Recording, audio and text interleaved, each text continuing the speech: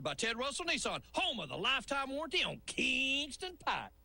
Good morning, my brothers and sisters. This is William the Encourager, and you are listening to Inspire to Succeed. Come on, let's pray. Let's thank God for the day. Let's ask him to guide, govern, and guard our tongue and our actions. Father, we thank you today, Lord. We thank you, Lord God, because you are large and in charge. We thank you, Lord, that we can depend on you each and every day, that we wake up, Lord, when we send you an email, Father, you would answer it. You not only answer it, Lord God, but, Lord God, you perform, Lord God, only what you can do. So we thank you and we praise you. In Jesus' name I pray. And today, my brothers and sisters, amen. Today, my brothers and sisters, just like yesterday, we're going to be reading Psalms. We're going to be reading the scriptures, and then we're going to be reading the poem that God gave me to go along with it. And this is coming out of Matthew chapter 5 and verse 6. And it says, "Blessed are they which do hunger and thirst after righteousness, for they shall be fed." And the poem that I wrote with that is called The Hunger. And it goes, the hunger that I feel is not for food or man-made things. This hunger is for the presence of God that only true worship brings. This deep hunger that cries out from way down inside has given me a clear understanding, which causes me to realize that which I need to sustain my life, man cannot give. But it's every word that proceedeth out of the mouth of God that causes me to live. For I must love the Lord with all my heart, with all my soul, and with all my might. And through his divine revelation, God has flooded my mind with a deeper insight. Never have I experienced a love that was greater than anything I've ever known. Never could I have believed that a love so amazing could ever have been shown. God filled a void in my heart that no worldly pleasure could ever fill. He spoke life to my situation and told peace to be still. I found him to be my strength and my shield. I found him to be the joy of my heart as he began to reveal exactly what he has for me, which are plans of peace and an expected end. I now know him as my creator, my Lord, my God, my Savior, and my friend. My brothers and sisters, if you have a hunger deep down inside and you thirst for more, God will give you more of his Holy Spirit. He will give you more of himself. If you will be obedient and call on him, and if you are hungry for righteousness and you are hungry for the things of God, you shall be filled, because God wants you to come to him. He don't want you to eat the garbage of the world. He don't want you to eat just anything. You see, you are an eagle, and eagles don't eat just anything. You were born to soar high, so you need the right nutrients and ingredients for you to soar high and to be the servant that God has called you to be. My brothers and sisters, nothing is impossible with God. Even that hunger that you have, that hunger might be for drugs. That hunger might be for bad situations and immorality and unrighteousness. But God can change your appetite, and he can give you that which is going to sustain you, not only in this world, but in the world to come. So seek ye first the kingdom of God and his righteousness. And remember, there's a way out of your mess, and it's JESUS. Where can you buy a brand new Nissan with a lifetime warranty? Kingston Pike. Hey, folks, you're listening with Ted Russell Nissan. You heard it right. Every new Ted Russell Nissan comes with a lifetime warranty, and that's a long, long time. Ted Russell Nissan on Kingston Pike. Good morning and welcome to AM 1380 WYSH and Ask Your Neighbor. Ask Your Neighbor can also be heard and seen on our website, WYSHradio.com. And if you are in Anderson, Roane, or Morgan County and have Comcast cable, you can watch Ask Your Neighbor on BBB TV Channel 12. Ask Your Neighbor is the program where you call in and do just that. Ask your neighbor. Do you have a comment?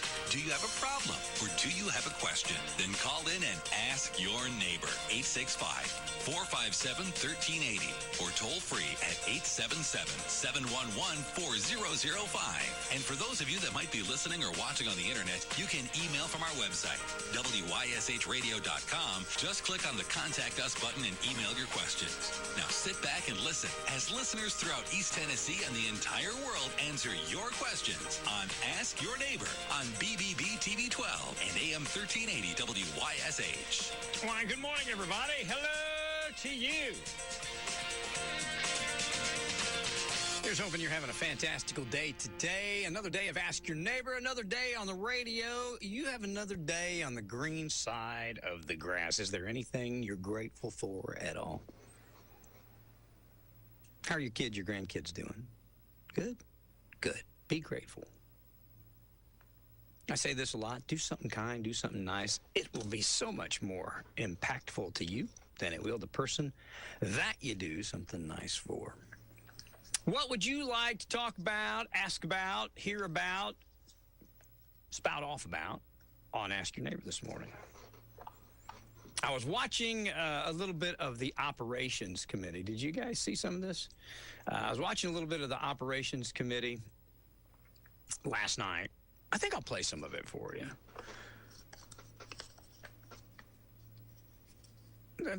Before I go in, you know what I'll do? I think I'm going to play. It's probably about 15 minutes of it. And again, if you guys have things you would like to ask or comment or share, we'll do that. We got plenty of time. But I think I'm going to play this for you and then just kind of see what you guys have to say or think about it. If anybody has anything to say or think about it, okay? Conversation is, it's couple-fold, but talking a little bit about the new Claxton Park, Energy One, possible violation of the Sunshine Law. I don't know. We'll have to just wait and see. But anyway, we'll pick it up here probably about 20 minutes into the meeting. Commissioner Wandell is bringing some things to the floor. And like I said, I'll let this roll here for a few moments, and then we'll come back and see if you have anything you guys would like to add to, clarify, or maybe just comment on. But then he wanted an agreement. The vendor did. I have it in the news. Okay. Then we'll go to Tennessee Open Meetings Act. Thank you, Mr. Chairman. Tennessee Open Meetings Act is a state law we're all required to follow in committees and whatnot. And my question is, as I got back from vacation, I was getting lots of messages about this Claxton Playground donation. And of course, I just seen it in the media news like everybody else. But Mr. Chairman, I'm looking for some clarification from our law director and how we should proceed. I think the answer is going to be to file a cure meeting follow-up, but I'll let him and whoever else wants to jump in to address it. The issue is the Conservation Board had a regular scheduled meeting on June 1st at, I believe it was 7:33 a.m. on June 1st. Well, before I go there, May 27th, an agenda was produced for the Conservation Board. Then on the 1st, the day of the meeting, there was an email sent to our deputy clerk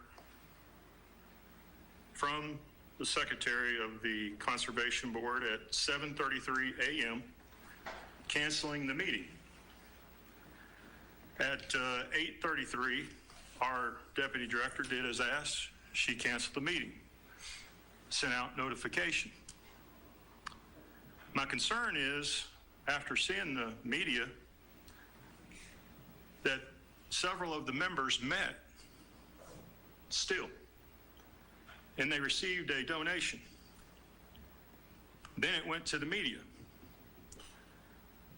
In my eyes, that's a clear violation of the Tennessee Opens Meeting Act. What bothers me is I can understand certain folks, not including me. I'm probably not a favorite nation type guy or whatever, and that's fine with me. I grew up that way. Not a lot of people like me sometimes. But the other individual in my district who reached out to me, which is Commissioner McNabb, who's been following this issue for quite some time and talking about the survey and everything, he contacted me to ask me what was going on. Of course, I had no idea. So with all that said, we have a violation of the Tennessee Open Meetings Act, and we need to take corrective action. Anytime there's a meeting that's canceled, there has to be a reason. You can't just cancel the meeting. You have to give a reason. So, Mr. Chairman, I'm going to ask the law director his opinion on how we should proceed with this, and I want to be very clear, very tickled and proud to have the donation, and I appreciate us getting the donation, but we need to be a little bit more cognizant of when we do things like this, especially if the meeting was already scheduled and then canceled the same day, and then the same individuals met later to receive a check. That's kind of bothersome to me. And I'll just go ahead and say this, because I live in that district. Same individuals that tore the park down stand in a picture and then cause confusion, because now most people in my district think they're building a park right at the same location. But that's what happens when you have media jump in, and the park's not going to be built at the same location. We done gave that opportunity away when they tore it down, unless something's changed. So I'll be quiet, and I'll be looking for some directions on how we should proceed, but, could have went to the comptroller's office and filed, but I didn't want to do that. I just want to get it out in the open so no one else has any issues and comes back after us. So the answer is, Mr. Chairman, is we have a cure meeting. It's called by the Conservation Board. The Conservation Board should meet, and they should have what's called a cure meeting, and then be very diligent in inviting the public, and then state the reason of the cure meeting, which is they met without notifying the public. So I don't know if the law director has anything to add, but I'd like to hear it.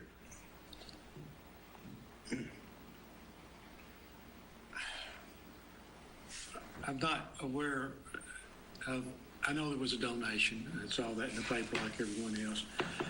Commissioner, if I can line up the timeline and the facts, is this a situation where do we know if any, I know they received a donation. Was there any deliberation leading up to that? Well, I don't know what was deliberated. All I do know is there is an agenda produced on May 27th. It was issued, published, and then on the morning at 7:33, they were contacted to cancel the meeting with no reasoning. I can't find any reasoning anywhere. Meeting was scheduled to be canceled. Our deputy director canceled the meeting as requested, but apparently these individuals met and still had a meeting. I don't know if they called it to order or not, or maybe they just met out front and got the picture. I don't know. But irrespective of how that happened, it was inaccurate. It was ineligible. You can't call a meeting, put out an agenda, then cancel the meeting, and then still have the meeting, and then go to media. I mean, you just can't do that. I mean, that's against the law. I don't care what anybody says. Mr. Chairman, I may have some insight. The meeting was scheduled, an agenda was produced. As part of that agenda, there was going to be a photo opportunity with a large check by a representative of Type 1 Fusion, and I'm drawing a blank on what her name is. What happened is then one of the members, Mr. Bader, said he could not attend, Then Scott Burton, and I don't know the timeline on this, but then Scott Burton said he could not attend. And so no meeting. I was there. What happened is the chairperson just said, well, the member of Type 1 Fusion is already coming. They proceeded with the photo op, but there was no meeting, there was no call to order, there were no action items. It was just carrying through with a photo opportunity. And it was produced on that agenda that would be. So I don't know what the wording was, but so there was no deliberation. It was literally a photo opportunity. And I don't know what the rules are, if it should have said cancel for lack of a quorum, but I'm sure there's a record of all of that, the members saying they could not be there. Okay. I think Commissioner Wandale's got every right to ask, Certainly, and I'll- from Commissioner Wandale. I don't have to go to a vote. Probably Annette's going to have a timeline more so than I will, and I'll dig through it, Commissioner. Yeah. Did the individual give a presentation on Type 1? She just said a few words about how happy Type 1 is to partner with Anderson County and the Conservation Board. It was a contribution towards the efforts. There's a quote in there that they actually put together for the press release that talks about partnering with the community, and that is directly from Type 1 Fusion. My question, how much was the donation? I don't know that we have, they mentioned $50,000, but we did not have, the check was symbolic at this Yeah, point. We it did didn't not have have a an amount on receipt it, of from what I funds. saw, yeah. So that's why. Yeah. Do you have confirmation yet on She said 50,000. 50,000? Okay. And then, I was confused too, because in the news media and all that, from the news media I got was a bigger donation than I want to correct something here. Not this news media. We didn't report that. that. And I would thought, man, they're matching TVAs. Oh, no, we did not. In fact, the media did reach out to me, and at that point in time, they did not want to disclose the amount, Yeah. I guess because the representative did not have her last approval. Right. And so that's why the check just says to the community. I do know that one of the reporters mistakenly included in the release, which was nowhere in the media coverage, that it would be built on the existing location. and I And think so that really raised it. when I became aware, I immediately, there is a little link you can click. I went on and just asked, I said, that's not accurate. Yeah. And, we appreciate their coverage. And they immediately corrected that. You probably saw the article. It said, the mayor said. Yeah. But usually what goes Yep. out there first is what people see and what they believe, and Yeah. they don't look at anything else. Yeah. That's gospel. That's usually the way that it works. There's definitely a lot of excitement about it. Absolutely. The story has just been shared a lot, and we are enormously grateful for the contribution. It's going to go a long way putting equipment into the Claxton community. Yeah, much needed, much Yep. needed. Commissioner Wandale? So what's the next step here? Do I need to make a motion to have the law director Well, that's what I investigate was this? or- saying. I don't think you I'm need a going to motion. make a motion, the law director report back to us his findings on the violation of the Tennessee Open Meetings Act by the Conservation Board and report back to this body, and I so move. Okay. We have a second? I'll second. We have a second. Any discussion on the motion? All in favor say aye. Aye. Any opposed? Don't hear any opposed, so the motion passes. Okay. All right, there's one thing that they talked about in operations that's been talked about quite a bit. The removal of the old park in Claxton. And then this new park that's going to be, I guess, on the grounds of the elementary school, which I've had questions about since the beginning, not good or bad, but I mean, how do you have an event there with school going on if it's on the grounds of the elementary school? If you need like a big event, like say, I don't know, a couple hundred people, but then you've got kids in the school at the same time. And is it safe to have, that many people right there on the school property in some kind of park event while you got school going on? And does that limit the use of the park? Again, I don't know the answers to any of this. I'm just asking you. I don't have the right answers. Just asking the questions. So you got that's laying out there here in the county. And then we also have, there was another interesting conversation.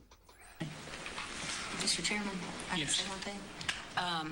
I do want to clarify for the record, since we're recorded and on TV, that the individuals in the picture And did radio. not tear down the park for the Claxon community. That was a very long process that was approved by, actually came through this particular body and then went to full commission.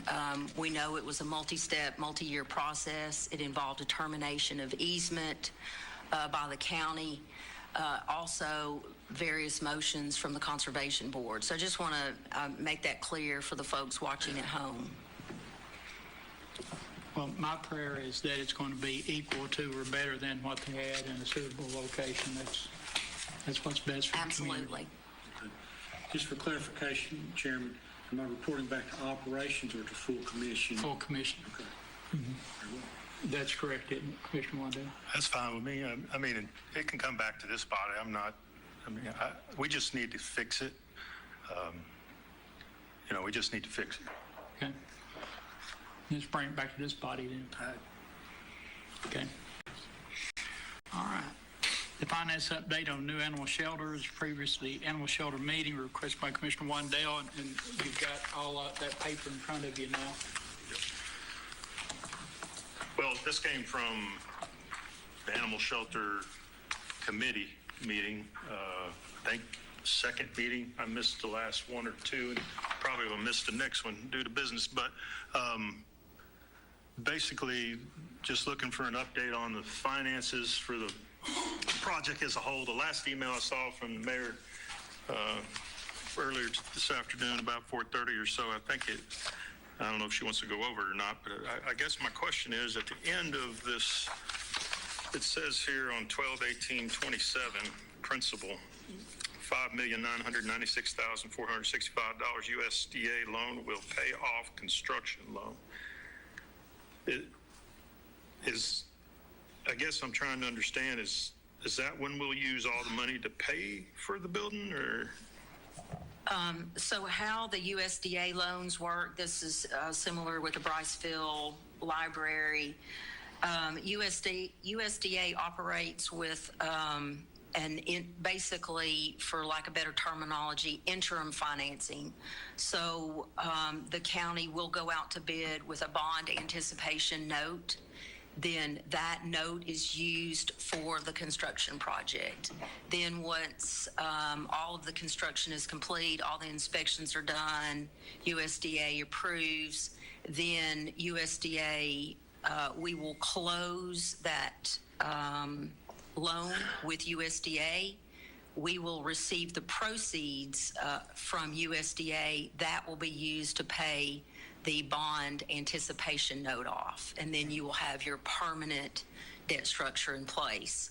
So if you look at there's a couple of, there's some interest payments there on due 6/18, 12/18, 6/18, 12/18. Those are based,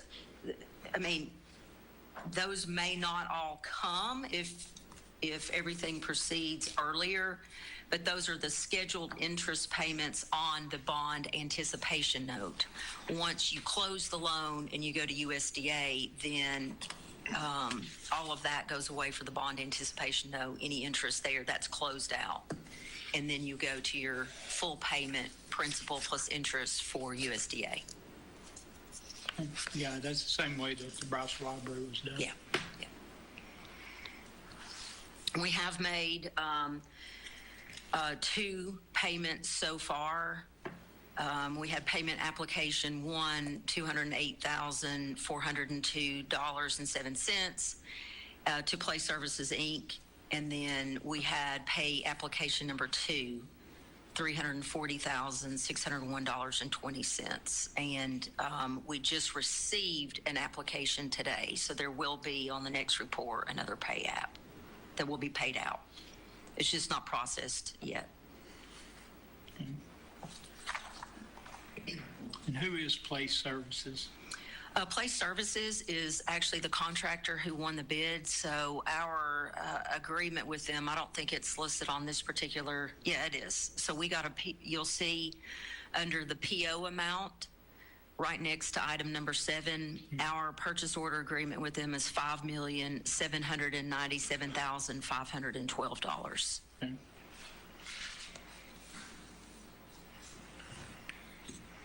And that's turnkey. So in other words, that's the total cost of the project. That's what, well, it came in a little higher than that. It was like 5, I don't have those numbers in front of me. It was 5.9 something, and we reduced some of the costs because if you'll recall, we got commission approval to do, pay for some of the equipment costs out of the, I can't remember, I don't want to speak out of turn, especially, for it to be something as the record, but I can get that spreadsheet again for you and what we reduce those costs in order to get that number. Yeah, I think I remember all that. Okay. Yeah, Mr. Chairman. I was just looking at some history here in 2019 in Oak Ridge, and I don't know if the plan changed, but the same architect, Blankenship and Partners, was making a presentation back then, a $2.8 million animal shelter, and this was dated July 25th of 2019. And now we're at $6 million, and I know costs have went up since COVID and all that kind of good stuff, but it just kind of intrigues me. We went from 2.8 to 6 million, and I still don't have any information on how we're going to pay for this and how we're going to pay for the people to operate it and maintain it, but I guess we'll get there at some point. Seems like we'll just build it, and then we'll worry about that later. But I'm uncomfortable with that. I like having a business plan where you can lay it out and understand how you're going to pay for things. And so if I could, just real quick, the mayor was very helpful in giving this information to us today. So it looks like the first cost was $70,000 to Oak Ridge, City of Clinton for the property which we acquired. That was in December of 23. And then we go on into Blankenship Partners, and we've had $30,000, $18,000, $15,000, $54,000, and $95,000, and then 19, almost $20,000 to Blankenship over that period of time. And then we go to engineering and surveying. It was a $5,000, so that was at that point $227,614 spent. And then, as the mayor said, Place Services, who I guess is the winning bidder on the contract, we've spent, as the mayor said, $208,402, and then $340,601 on payment application 1, and then payment application 2, and I think the mayor said there's another one already coming towards us, I guess. And then had direct payment to the city of Clinton for a building permit of $11,000, $11,545. And then we have UES professional services for materials testing. No payment yet. I guess we have no bill yet, or maybe it's the $23,500 for that.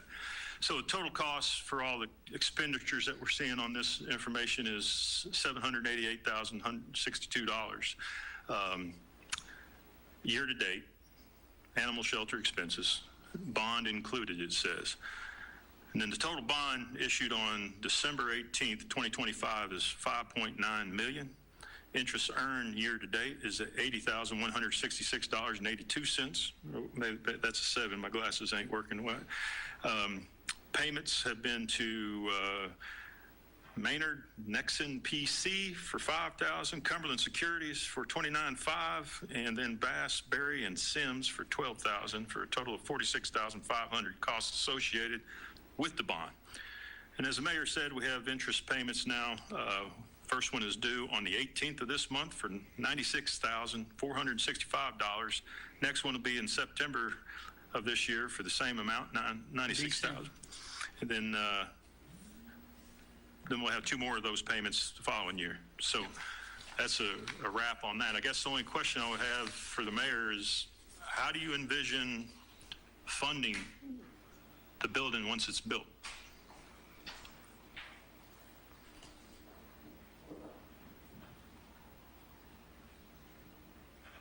I believe I'll just produce any answers in writing.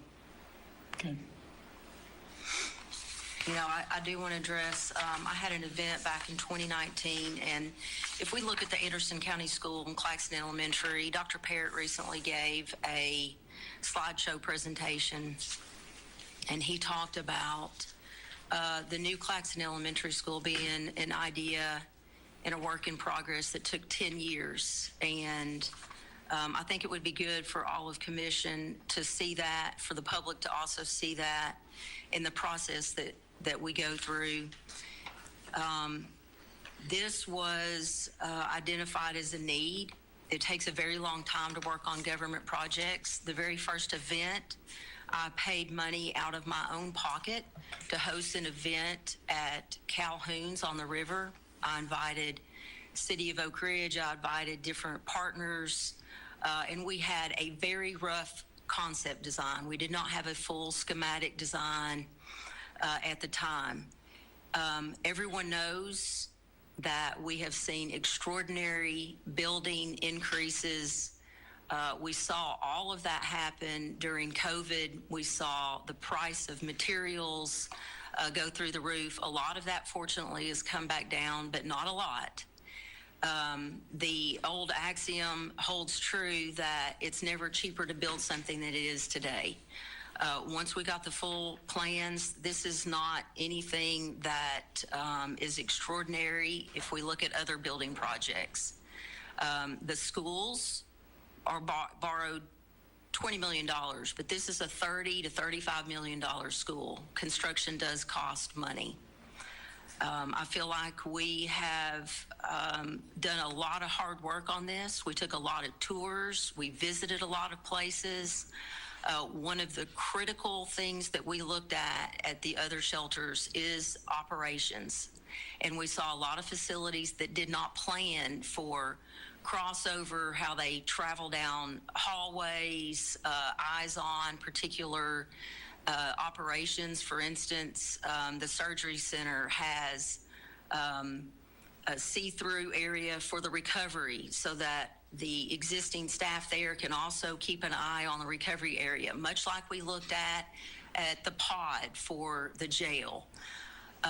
So I'm happy to talk about it anytime, but I feel like we continue to go over the same territory, and maybe I need to put together a slideshow presentation like the schools, get that posted on the county website, and people can see a little bit about the history of the shelter. I mean, because people change, players come and go, staff has definitely come and gone, and that might be a benefit to everybody, both folks at home and the folks on commission.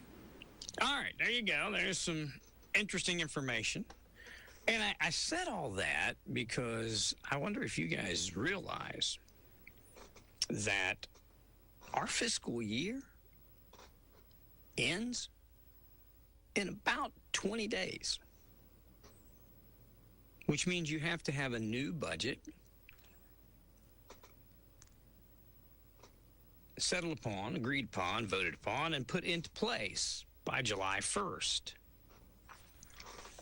I've been told now by 3 people that there's a possibility of, once again, actually postponing finalizing our budget because of fear of commissioners losing their election, some of the Republican candidates, to some of the Democratic candidates, specifically in District 3, where Rodney Archer is challenging, I guess that would be Shelley Vandergriff.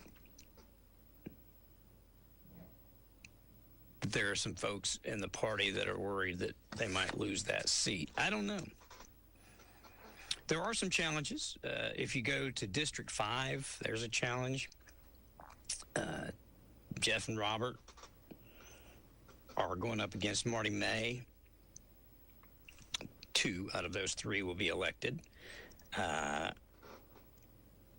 Wells, Anthony Allen will be the Republican candidates against Ebony Capshaw and Derek Guy. Derek's been here before with the Union. That's who that is. Ebony's been here before, too. Saber and Nathan Mullins are the Republican candidates against, you know what? I can't remember who they're up against. But I believe they have 2 opponents there as well. And then former Judge Don Layton, Jarrell Cook also have challengers, and Ashley Craven and Liz Henry. I hope I got my notes right. Those come up in the August general election. Now, I'm going to ask you guys something. If between now and that August general election, these seated county commissioners raise your taxes, will you vote for them again, or will you replace them? Because you will have the choice to do that in August in the general election. Because, all right, and just what we just listened to, all right,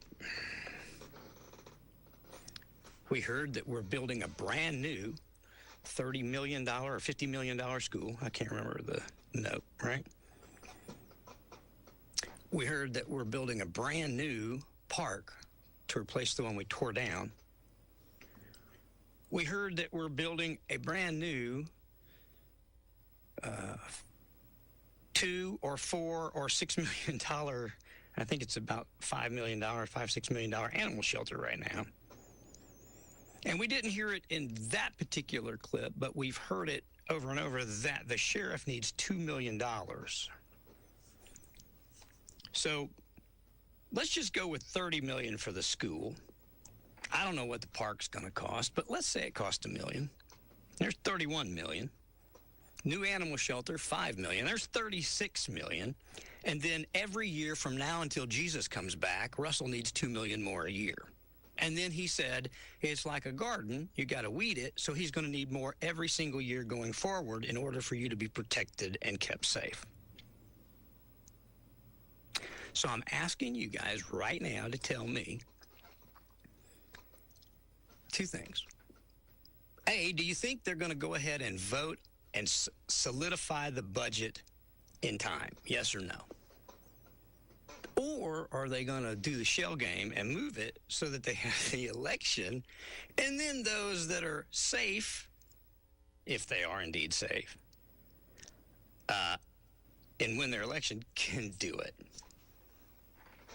And I'm not saying I'm just telling you that I've been told now 3 times that there is quite a stir to scoot the budget back. It happened back when Myron, we went through these budget angsts years ago, back when Myron was the he was the county mayor.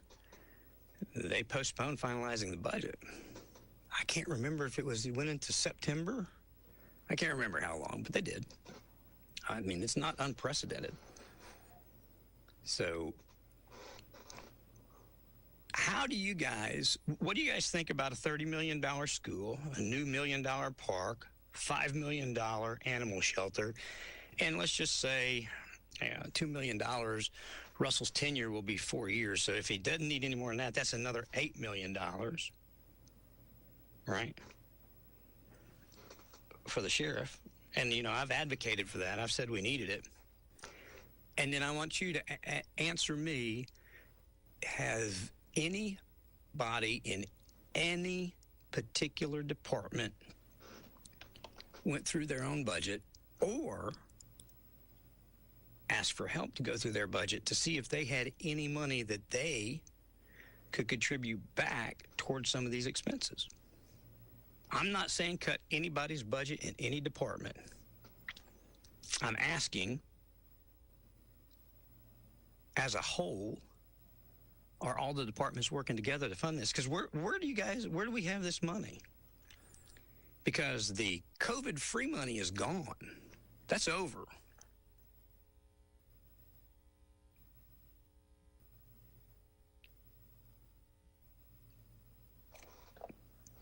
Anyone anywhere?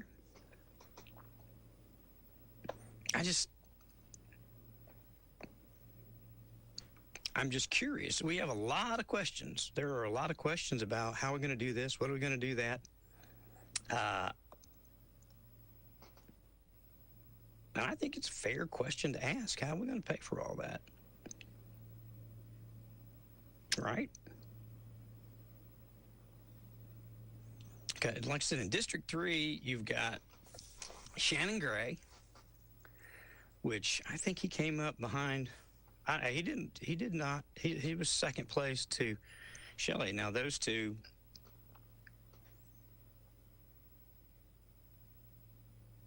will go into the general and face Rodney, and two of those three will come out as your commissioners in District 3. I think as we stand here today, and again, I'm not going to get into the Oak Ridge races, but I think that's going to be something to watch. I mean, Paris and Ethel Archer I've known all my life, known Rodney all his life. I think that's going to be interesting. And I think, let's start talking about what I think. This is what I want. I want our budget done. I want to see the budget. I want to know if we're going to fund public safety, and I want to know where all the money's coming from. I haven't made any inference that anybody's doing anything wrong. I haven't said anybody's overspending, underspending. I'm just saying, I just broke it down in Ron Meredith redneck language, what's going on. $30 million for a school, $1 million for a park, and that's my number I pulled out of a hat. I know TVA is giving some money, and I know that Energy One's giving a little bit of money. Thank you very much. We do appreciate that. I heard $5 million for an animal shelter before staffing. I love all of it. I want that and more. Give me all of it. Build me some parks. Let's build some boat ramps. Let's have some fun. I'm all for it. Just where is it coming from? I've asked these questions for years and years and years. Now, I'm going to tell you what's going to happen. But I'm going to wait and do that till you guys tell me what you think. Good morning. Welcome to Ask Your Neighbor on WYSH. Yeah, you better add, I think it's $130 million that, is it Nathan Sweet that's over the ambulance? Is that who he is? Yes, Nathan is over the EMS department, yes. Well, last night on the news, if I'm not mistaken, he's asking for $130 million to buy some, a couple more ambulances, and he's needing some more EMTs. I think that was a little later in this, but yes, I think you're right. I don't know the amount, but yes, I do understand exactly what you're talking about. I am aware of it. I'm not aware of the specifics, but I'll have it here in just a hop, skip, and a jump. How about that? Okay, I appreciate it. We'll add the EMS request on here too, and maybe if somebody's listening, they can save me a little trouble and text it to me how much the request for EMS was. All right. Okay. Thank you, brother. All righty. Thank you. All right, so let's add EMS in there. Good morning. Welcome to Ask Your Neighbor on WYSH. Morning, Ron. Hey, buddy. Hey, I got a comment, I guess, about your budget and everything that you're talking about and different things. First of all, I think we need the school in Claxton, but my next thing for the animal shelter, it ain't like the Phil of the Woods movie or the Phil of Dreams movie. That if you build it, they will come. I'm like the commissioner said, I'd like to know how they're going to plan on funding it as far as employees running an operation. And secondly, is I bought my house house 5 years ago. I paid $160,000 for it. And the only thing I've done is put a new roof on it. And I got a thing this past year that is appraised at like $360-something thousand. Yes, sir. And my taxes has doubled or tripled even to what I was paying 5 years ago. Now, did they actually triple? Because they were it probably went up, but it shouldn't have tripled exactly. I mean, and you know, I guess to the high side, I'm just exaggerating a little bit because I'm aggravated about the taxes. But I get you. The next thing is, why does, I mean, I like Barker, don't get me wrong, I think he's been a good sheriff, but why does nothing changes? What's he needing? New cop cars, new employees? Why $2 million every fiscal year? Well, now let me ask you this real quick and respectfully. Have you heard any of the conversations I've had with Russell over the last, let's say, 8 months? He's here once a month. Yes, sir. Yes, sir. I have. His explanation has been, and he'll be here Wednesday the 17th, so he can clarify this if I mess up. But what is happening in law enforcement is basically a competition for law enforcement officers. Right now, those around us pay more than we do. And so, therefore, we get officers, they come in, we train them, we get them fiddle, ready to go, and guess what? They leave and they go to Oak Ridge, or they leave and they go to Knox County, or they leave and they go to, somewhere near and make substantially more money. He was talking about officers that do the exact same job as in the Anderson County Department. If they were to go to Oak Ridge today with overtime, they would make up between $50,000 and $100,000 more a year for the exact same job they're doing for Anderson County. So he's trying to combat that by keeping people in there. That's what the sheriff has said, and I hope I'm quoting him correctly. So that every fiscal year, $2 million is for pay scale, basically. $2 million today. And then if you get it today, that'll be in there as a maintenance of effort, if you will. But he says it's going to continue to grow as, if we raise ours, let's say we pay $25 an hour and we raise it to $30 an hour. Well, to meet Knoxville. If Knoxville goes to 32, pretty soon we're going to have to compete with that. I totally agree with that. Okay. I agree with that. That's why he's asking for it. So that's what he's asking for. The next step is, and I'll let somebody else call, but I live in Rocky Top, okay, and God knows my heart, I love Rocky Top, or Lake City, whatever you want to call it, that there needs to be, what I'm trying to say is Clinton, Claxton, and Oak Ridge is not the only cities in Anderson County. Amen. You got Lake City, Rocky Top, you got Bryceville, you got Laurel Grove, you got New River, Devonia area that needs help. We pay taxes too, and it's just like sometimes we feel like we're a forgotten party. I think that they need to look at the general area to see how they can help not just Claxton or the new park in Claxton or the animal shelter, but figure out some way to get more revenue inside these little small municipal cities that still pays taxes, even like they're living in City Clinton or Oak Ridge. That's just my opinion on that. But I enjoy your show. Appreciate how you break it down and everything, that for people like me, old country boy, can understand it. Well, it's my pleasure to do it, and I hope I break it down accurately. That's why I always encourage. I'm always open if somebody needs to correct me. But we're just getting ready to hit a wall. My whole thing that I'm getting to is we're getting ready to hit a wall hard. Yeah. And I can't believe. I made the statement that you said a while ago with the COVID-free money. There ain't nothing in life free no more. Amen. Somewhere along the line, that money's going to cost us or cost our grandkids or something. There ain't nothing in life free no more. There you go.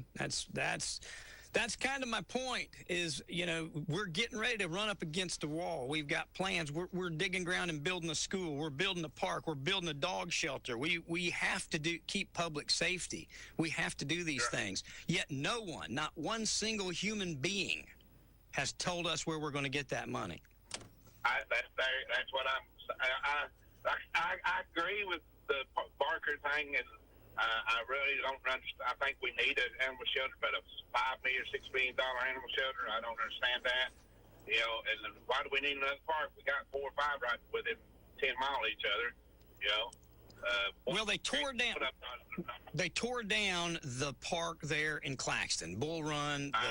So we're not getting really a new one. We're getting a replaced one, but there's still going to be a cost involved in that. And right, that's what I'm getting at. You got the LZ Gates, you got the one over there in I'm trying to think what I think of, but just I know it's not in Anderson County, but you got Cold Lake, you got Norris, we got several parks around that people can walk to, walking trails and all that stuff. When I was on city council in Lake City, I was trying to get a grant money to run for like a walking track for new community center, but they said there's grant money out there if we done it for different purposes as far as like walking, including walking tracks and trailers for elderly and stuff. So there's grant money out there that pays 100% if they look at it. I know they are, but I just don't understand how. Like I'm with you. You're going to hit a ball to where the money's got to come from somewhere, and the only way that they're going to get it is raise taxes. There you go. You just answered the question that I was just waiting for somebody to say.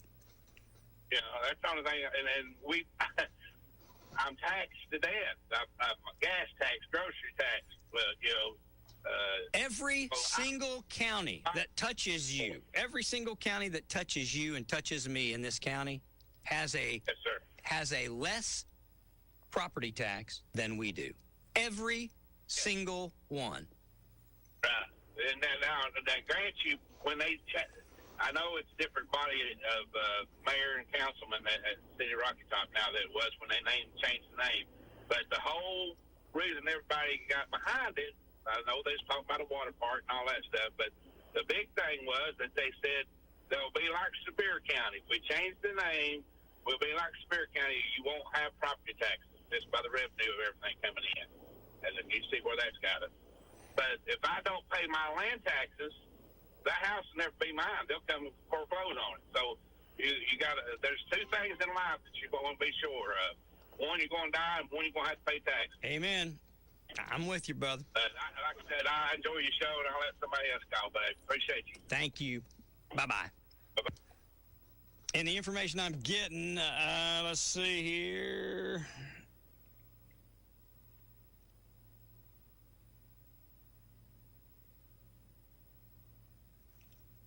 I'm trying to... EMS budget estimate increase. They need $1.3 million. Is that correct?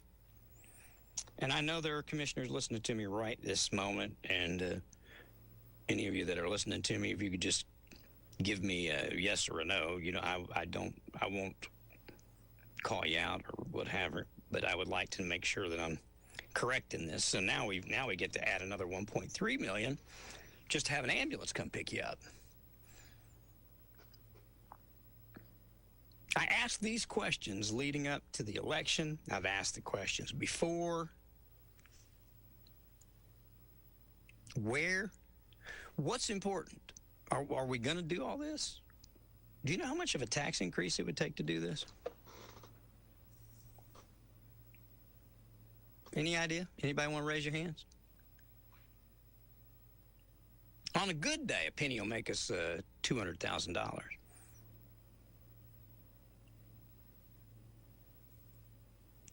Mm-hmm. So that means 10 cents starting off, which I think would make us the highest taxed county in the state. I'll have to confirm that, because right now we are the 11th highest taxed county in the entire state of Tennessee out of 95. Is it because people don't vote, don't care? Is it because we have a lot of transient folks that live in apartments that don't pay property tax? Why is it that folks in the county they will complain when they get their tax bill? But are you guys seeking out your commissioners and asking these questions? Because if you don't, you're going to be saddled with whatever they decide, and if you don't give them your input, they're not going to have it to make that decision with. So I encourage you, and if you don't know your commissioner's telephone number, call me. I'll give it to you. I'll put it on the radio. However we need to do it so that you can reach out to these commissioners or potential commissioners and see if they will tell you the truth about what they think. I've told you. I know there's money inside the budget that could fund the sheriff. I know it. And it wouldn't take a whole lot of bloodletting. You know, I know that there's department heads going, I don't want to cut my budget. Of course you don't want to cut your budget. And if you've done your job appropriately and honestly, your budget should not be cut because you're operating as fiscally responsible as you're supposed to. If you are not operating fiscally responsible, then you're doing a disservice to the community. In fact, I think it's almost malfeasance if you are lying about your budget. But if you're doing what you're elected to do, telling the truth about what you're elected to do, then you've went through your budget and you've asked for every dollar you need to run your department, but no more than you need. And if you're knowingly asking for more than you need, you're part of the problem. And someday, somewhere, somebody will pull those budgets, those numbers, and sit down and waste, I don't know, a week, 2 weeks, and go through the last 5 years of your department and maybe start asking out loud, why does this person who doesn't even have a law degree make $100,000 a year? What? Oh, I could go on and on and on, and I will eventually. I promise. Hi, WYSH, ask your neighbor. Hey, Ron, how you doing today? Hey, but is this Wimp? Yeah. Hey, Brother Wimp, how are you? I'm doing good, Ron. I've listened to the program, and it's really interesting what's happening. I was just wondering why each department doesn't apply for grants for their department. And then I was wondering who wrote grants for the commissioners. I don't know that, you know. Okay. And that just intrigues me to know that there should be money out there, and they're not going after it. I don't know about that. I think that, I don't know who, I don't think we have a specific grant writing person. I really don't. I know Roger, and he's been involved in writing some grants for the city. You remember when you were mayor, Steve, and even, I think we might have even got our finance director, Vicky, involved at the time. People were, there was a lot of people that were involved in trying to write grants. I don't know who's doing it exactly over on the county level, but hopefully they are. Yeah. Well, I'm not sure about that either. I hope they are too. And there was another thing when I'd like to talk about is when I was on the commission for 7 years, we had Democrats and we had Republicans on there, and we got along really well. We worked together, and there wasn't a lot of, slack from anybody. We just did our job. And I don't see that today. What I see is Democrats and Republicans fighting each other because they're Democrats and Republicans. And not trying to take care of business. It appears that that's exactly right. I agree. I mean, I feel like we've lost sight of what we're doing. Yep, me too. Now, I know Rodney real well, and I think Rodney would work with a Republican or a Democrat or whatever for our county. Yes, sir. And that's I'm just saying Rodney because I know him pretty well. Yeah. But I hope when the election's over, number one, I hope they pass the budget before the election. They should. Yes, they should. And number two, I think whenever they get in there, they need to do business for the county and not for the party. I agree with you, my friend. I do. All right. I'm going to get off here and listen, and I just wanted to share my feelings about grant writing and who's doing it, and if they're not, they need somebody. Maybe they need a grant writer for the county instead of just, each department doing it. Yeah. I don't know. I don't know what the answer is, but we need some kind of answer. So anyway, I just wanted to say hello and listen to the program and share my thoughts. Well, if you're out running the roads, you come see me. All right, I will. I miss you, buddy. On the road right now. I do, Ron. You don't know how much I miss you guys up there. That's been part of my life, and just like Jasper's been sick, I called him yesterday, and I just want to keep up with everybody because friendships last, and they're important to everybody, and so you guys are important to me too. You make my life a lot easier just because I know you. Same here, buddy. I appreciate you. Come see us. All right, I'll see you. Bye, Wimp. All right, bye. Jasper ain't sick. He's tough as nails. They took his gallbladder. He don't need no stinking gallbladder. He's in the office today. I'm not joking. He's in the office today. You can't slow him down. Now, there's a lot of questions out there. I am not being, I'm being a little sarcastic. I am being a little sarcastic. I am. I feel like I'm not saying anybody's doing a bad job. I'm really not. But I am telling you what is happening, okay? By turning your head, by not addressing everything head on,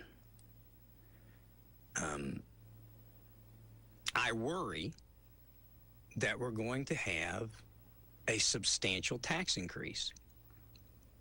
People around me, when I brought out that every single county around us pays less in property tax, you wouldn't believe how many people defended our high taxes. I was just amazed because my first thought was, if I was an elected official, I would call all these counties that are able to sustain their sheriff's department, pave their roads, pay competitive salaries, and see how they're doing it on so much less of a burden to their property owners. And then I was told, oh gosh, Ron, do not open that can of worms because they have wheel taxes. And if you open that can of worms, oh man, every department head in the county courthouse will come after you.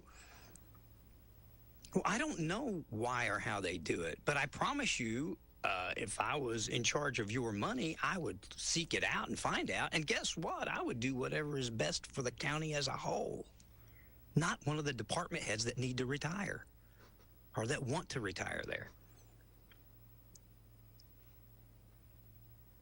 That's what I would do.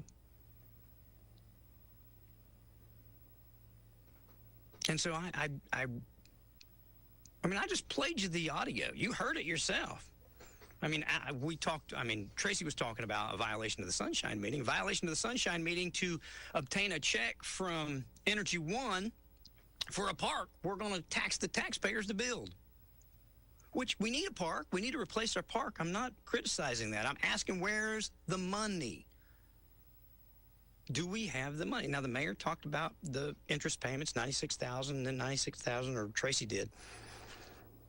And then that we get a continuation note, then we get the USD, whatever the other note is, and it goes into full-time amortization and paid off. We're borrowing a note to get the note. They used to call those, bridge loans back in the day?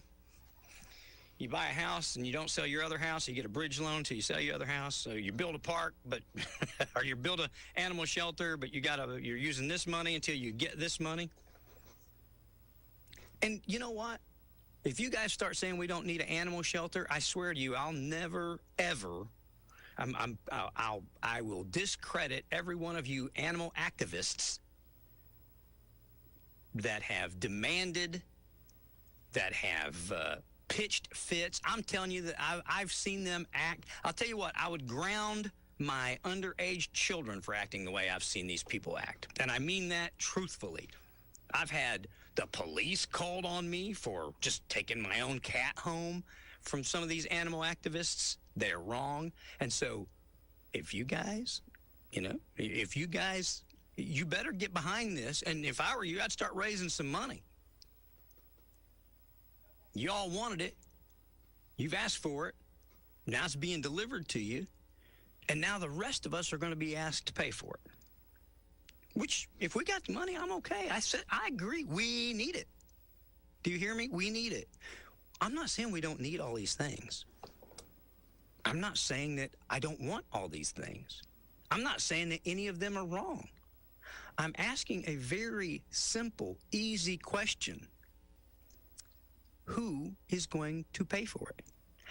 At this second today, I dare any of you within the sound of my voice to call your commissioner and say, are you going to vote to give Sheriff Barker an additional $2 million a year in order for our public safety to be comparable to the other counties around us so that our officers are not less paid than every single other officer pretty much around us? And if they say, yes, I do want to give that to the sheriff, then say, where are you going to get the money? They will not have an answer for you. The answer has to be a tax increase at this moment because no one in our local government, including the finance director, has an extra $2 million laying around.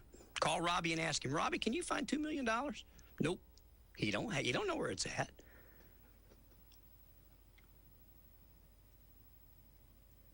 Get ready. Buckle up. I've been telling you for almost a year now. It's coming. WYSH, ask your neighbor. Hey, Ron. Hi.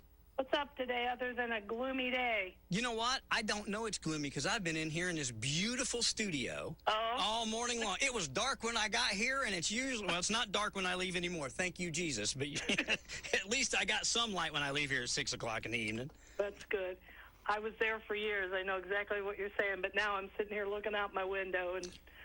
Oh, wait, I need to clarify something. County commissioners tell me 1 penny now equals $360,000. I said $200,000. Thank you very much. A member of our commissioner okay, so a penny equals $360,000. Thank you. Go ahead. I'm sorry. I didn't mean to interrupt you. I just wanted to... That's okay. I have 3 things. Go ahead. I'm making notes. First of all, Tracy Wandell, if we didn't have him, I don't know what we'd do, and I surely hope he wins his re-election bid this year. He should. He is the only person that speaks up, and you could tell from what you played. I didn't watch the meeting this time, but you can tell from what you played. Everybody else was hesitant to get on board with what he was saying, and that's just too bad. Second point, you can call your commissioners if you have responsive ones. I don't have responsive ones. Who is your commissioner? I'm in District 2, Palmer and... And you've called Denise and you've called Michael, and they will not return your calls? A couple of years ago about a couple issues, yeah. Well, Michael finally, because it was a big issue about the animal board, and he finally, after a few weeks, sent me a letter via email that was basically worthless. We do have a new person running for county commissioner as an independent. She was a Republican, but was not bona fide, so she switched over and got a whole new petition re-signed. Her name is Tina Targonsky. Yes. I enjoy her, things that I've talked to her about, things that I've heard her say in her posts.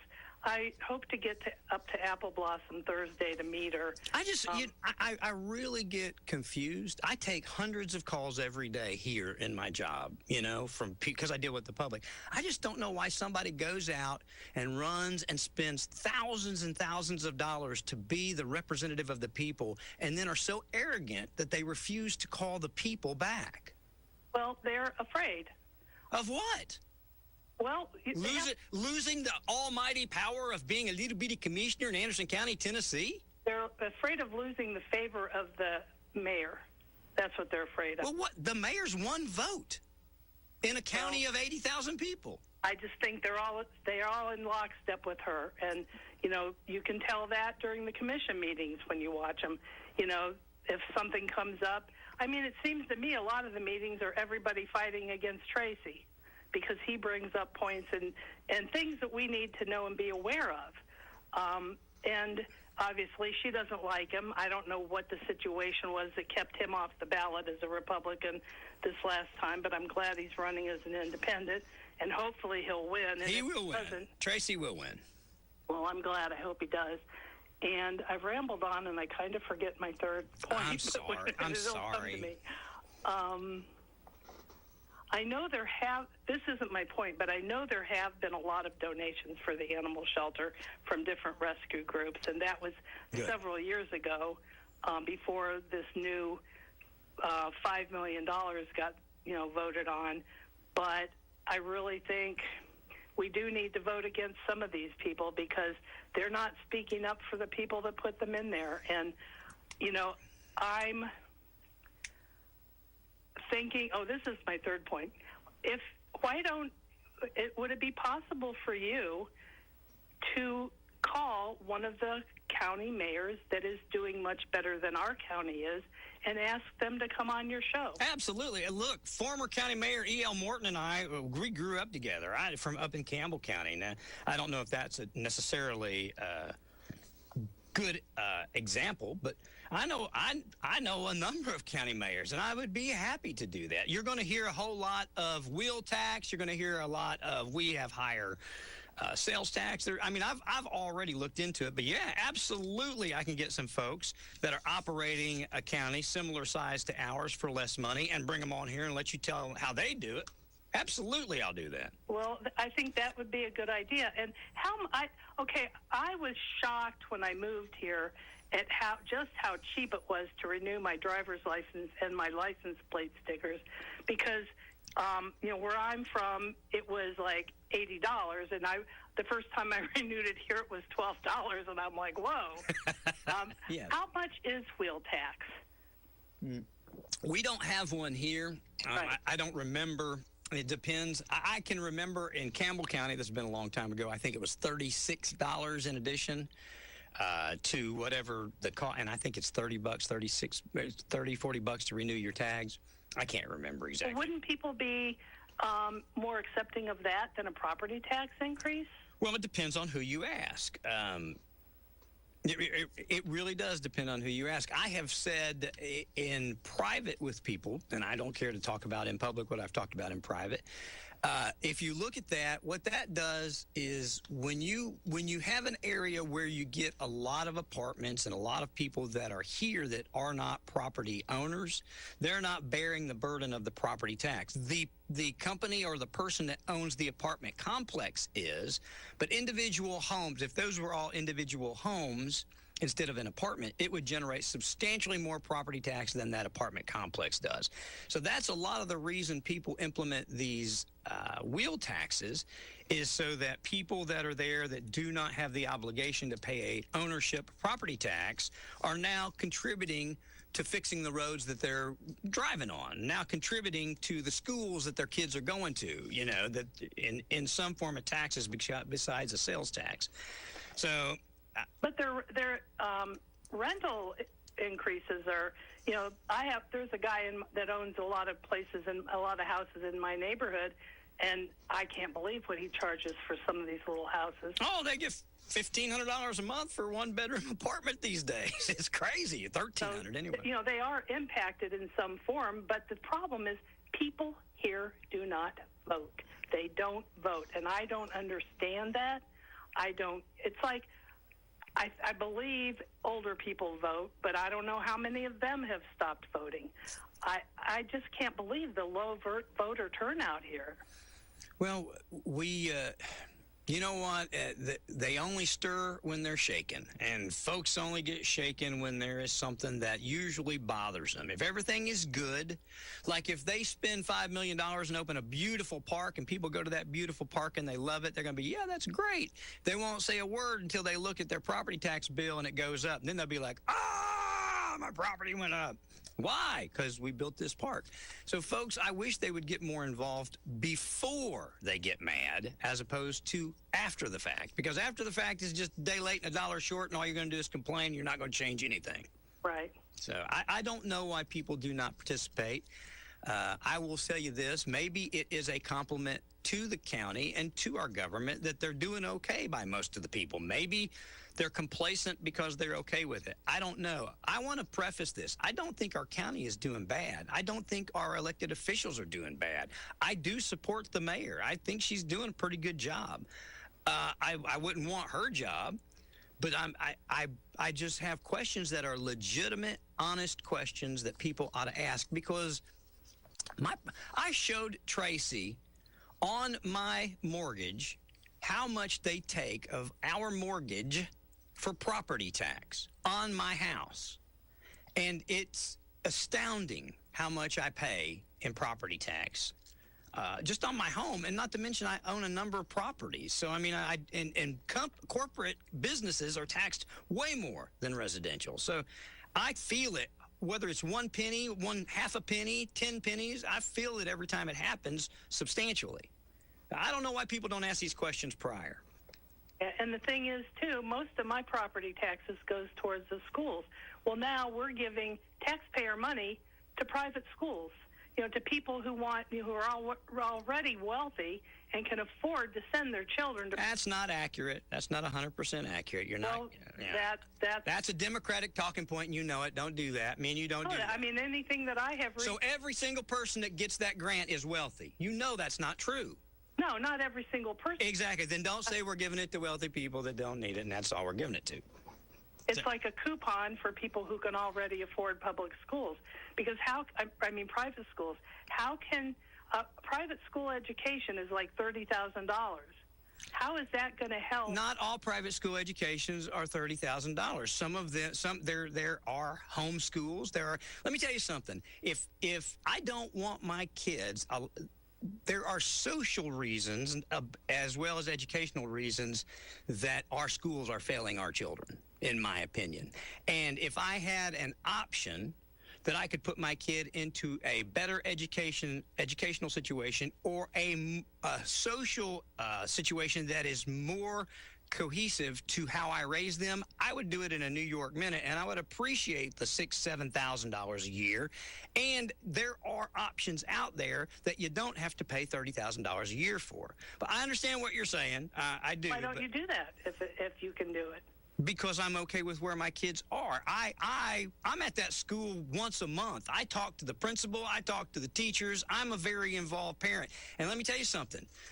When a boy's going in the girls' bathroom to pee, I'm at the school talking about it. I don't like it. And I'll tell you this. My stepdaughter is in private school. And it doesn't cost $30,000 a year. So I understand it. I've got 2 boys in the public system, and I've got a stepdaughter in the private system.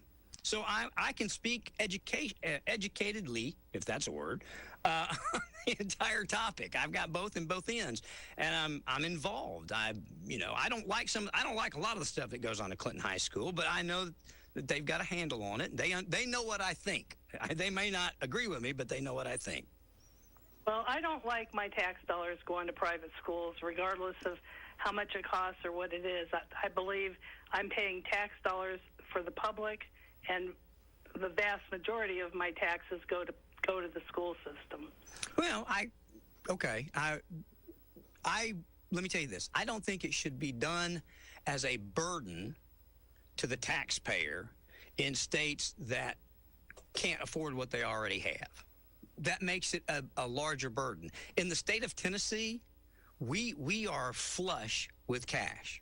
That's the truth. We've done very well in our economy, in our maintaining of our money. And so I think it's okay if they want to use it for that. I don't think it should be used to a point that they end up having to tax everybody so a few people can enjoy that luxury. That's not right. But I don't see the difference in that and Oak Ridge charging a tuition to go to their school. I mean, they take money out of my check every day and send it to Oak Ridge. But yet if I want my kid to go to Oak Ridge, I got to pay them. What's the difference? Well, I would rather see people get extended health care than private schools. That's just my opinion. Tennessee has not done much, to help people who need health care. Hospitals are closing. Things of that nature are more important to me. I have never had a child in school, period, but I believe I should pay because it helps our community. Sure. It's a lot of people think, well, I don't have kids in school. Why am I paying? I've never felt that way, but I just don't want my tax dollars going to private schools. That's just my personal opinion. Well, and that's I respect that 100%. I don't disagree with you. And we can agree to disagree on that, and we can fuss and fight with the legislature to get things we want, and be healthy and shake hands and be friends before, during, and after. That's, each of us has an idea of what our money should be spent on. Right. What I'm talking about today is they're telling us what we're doing, and nobody's telling us where the money's coming from. At least they're telling you we're going to take this BEP money that we normally send to the school, $8,000 that your kid normally, we give your kid to go to Clinton High School, and if your kid's going to Grace, we're going to give that to you to do with what you want. At least we know where that money's coming from. It's not new money. They're just giving it to, it's the same amount of money they're taxing you. They're just giving it to the school of which the parents sending their kid to. So at least we know where that's coming from. And now if it's going to cost us more over the years, if they can't sustain it, there'll be a debate and an argument, I'm sure. But tell me, somebody somewhere, tell me where we're going to get the money to build our new park. Where are we going to get the money to build our new school? Well, we're borrowing, I understand. Where are we going to get the money to fund all of our deputies, to keep them here, to keep us safe? Where are we going to get the new money now that EMS needs? Where are we going to get it? I'm okay. We're going to start, everybody, let's open a Anderson County lemonade stand, see if we can raise enough money. AC Lemonade. Well, and unfortunately, Tracy's the only person that is asking those questions, and we need more council people to start asking those questions and trying to get some answers. I think the truth is they all know the answer. The reason they're not asking the question is because they know the answer, and you know the answer. Right. You know what it is. Well, I've said that before. Tax increase. Times when I've called in. Tax I don't think increase. there's any possibility we're not going to get a property tax increase. I don't think it's possible. I think it is. If they try to push our budget in order to try and postpone this past an election, I don't know. There has to be some kind of law, some kind of governance that will stop that kind of willy-nilliness for political gain if they don't get the budget approved on time. In fact, I'm going to call the comptroller and see if there is, because I don't know any other reason why any other year why they couldn't get their budget done.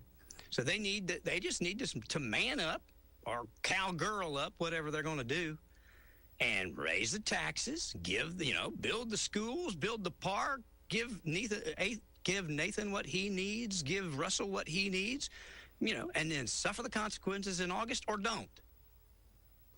And I'll be willing to pay a wheel tax. I'm willing to pay a property tax. My property taxes are cheap, but that's just me. I don't have the kind of properties I used to have when I was younger. So I don't know. I just want everybody to be taken care of, and I hate to see we're losing our officers and our EMS people. I wouldn't do the job for what they do it for. Amen. I agree. Okay, well, I'll go. I've rambled on enough. Thank you. I appreciate you very much. You too. Bye-bye. I'm just, it's, again, there's nothing bad. There's no malfeasance. There's no things going on in dark rooms anywhere, I don't think. I just think the reason people aren't asking questions is because everybody already knows the answer.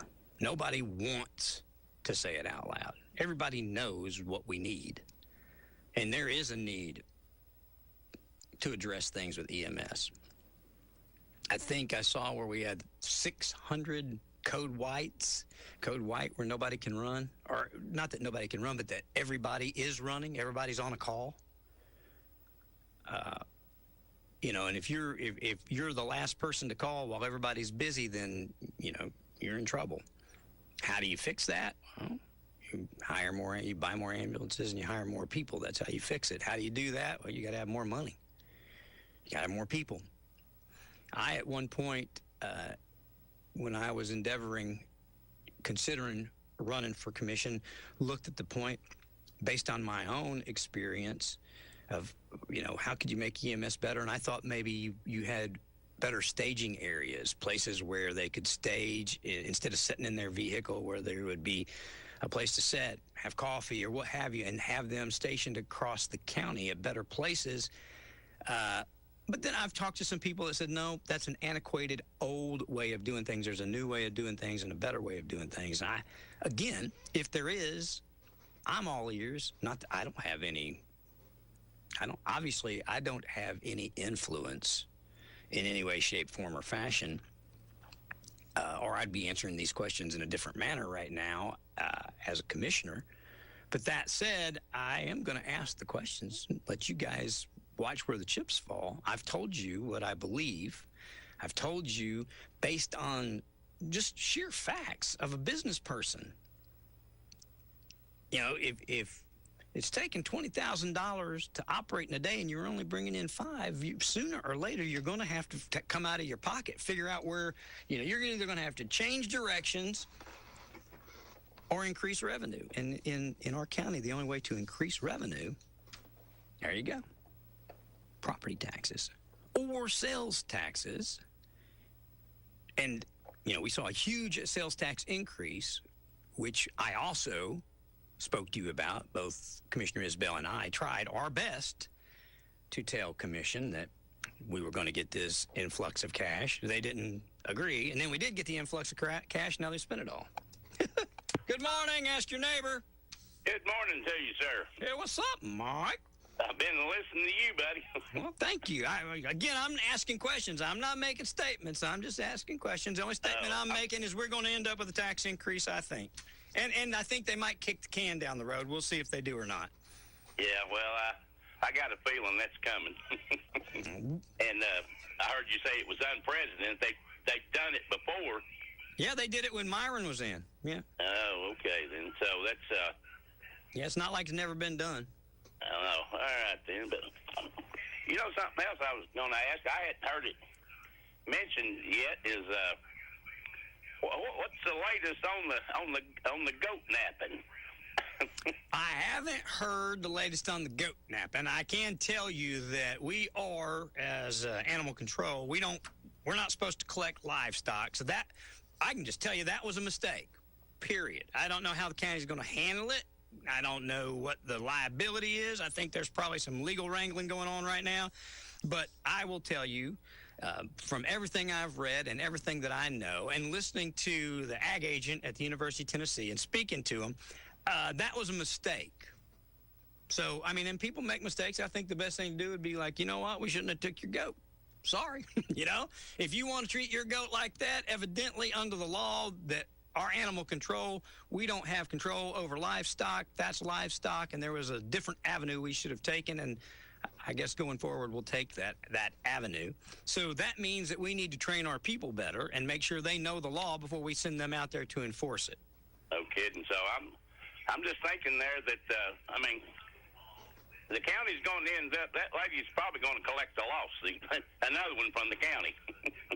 Probably. How many we're in now? I don't know how many we're currently in now, but over the 36 years I've been here, there have been enough money paid out that me, you, and everybody within the sound of my voice could retire. Oh, gosh, yeah. Lordy. I'm serious. I'm talking tens of millions. I'm not talking a couple million here or there. I'm talking tens of millions paid out in stupid lawsuits from stupid mistakes. Exactly there. I kind of like Wimp's thoughts when he called, and I was glad to hear him. Hopefully we got to get him and David both back to being healthy. I know. I don't know what's wrong with these boys. They need to straighten up and fly right.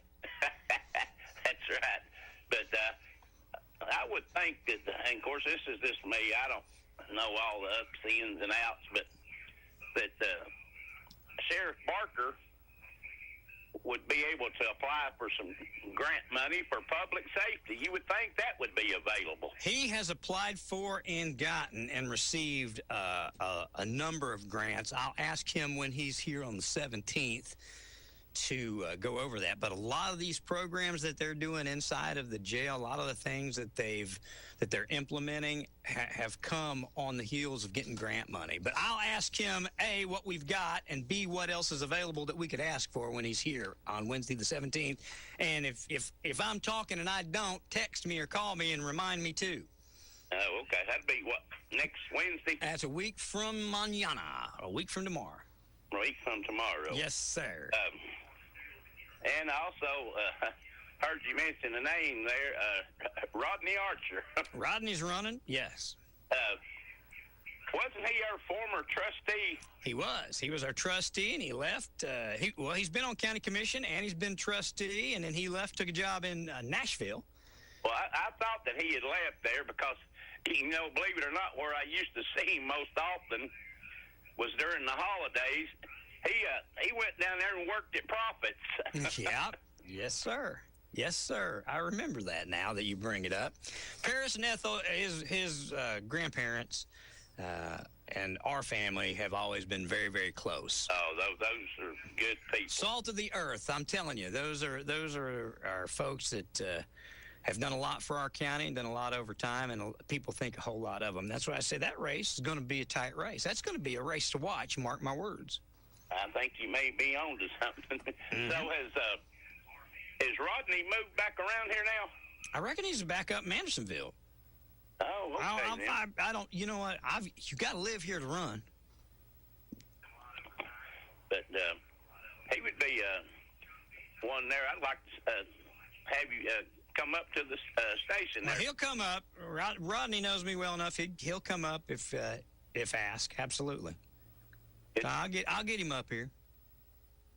Well, I know that at one of those commission meetings, you know, you're talking about money and people needing money and stuff there. I heard our property assessor asking for commission for, I think he was wanting a new vehicle.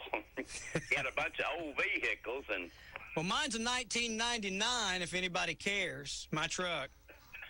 I think if I can drive a 1999, then they can drive a 1999, right? Well, I think his may even be older than that. Uh-oh. Like for when they have to go on different trips or stuff or something else, he'd like to have a new vehicle, and so you can probably figure another $30,000-$40,000 if that goes through. And again, I'm certain I'm being a little bit facetious when I say that, but I don't know what they need or what they don't need. But again, all I'm asking is, where's the beef? Where's the money? Where are we going to pay for it? I'm all for it. I'm telling you, I'll get you. If I was running the show and you needed it and I could get it for you, I'd get it for you in a New York minute. I don't care what it is. New cars, new offices, new furniture. If you need it, we'll get it. As long as we can pay for it without getting on the backs of the citizens. And I know that, Rex at one of the commission meetings here back of this, he had excess money left over from his budget. Yes. And he wanted to give some of his employees like a one-time bonus with that excess money just for retention, because, you know, I guess it happens anywhere. He told me more money, that's what's going to draw people. Rex told me yesterday he lost 2 people to competitive salary to another job. He told me that yesterday. I was down at the courthouse yesterday, and he told me that. Oh, okay then. But, you know, it sounded like to me that the finance director act like that wasn't a good idea, because if he done it, then everybody else would want to do it. And so what's wrong with herein lies the rub, okay? Okay, if we're asking for more money than we need to run our department, that's the first thing. You know, let's curtail our budget. Or if we do have more money, should it go back into the general fund and be distributed to everybody, or should each department be able to use it to do what they want? They're letting Russell do that exact thing with his overage. That $3,600 or whatever that they're giving is coming out of his excess that he has generated over and above what he asked for. That's where he's getting his money. So I don't know why it's good for the goose and not good for the gander.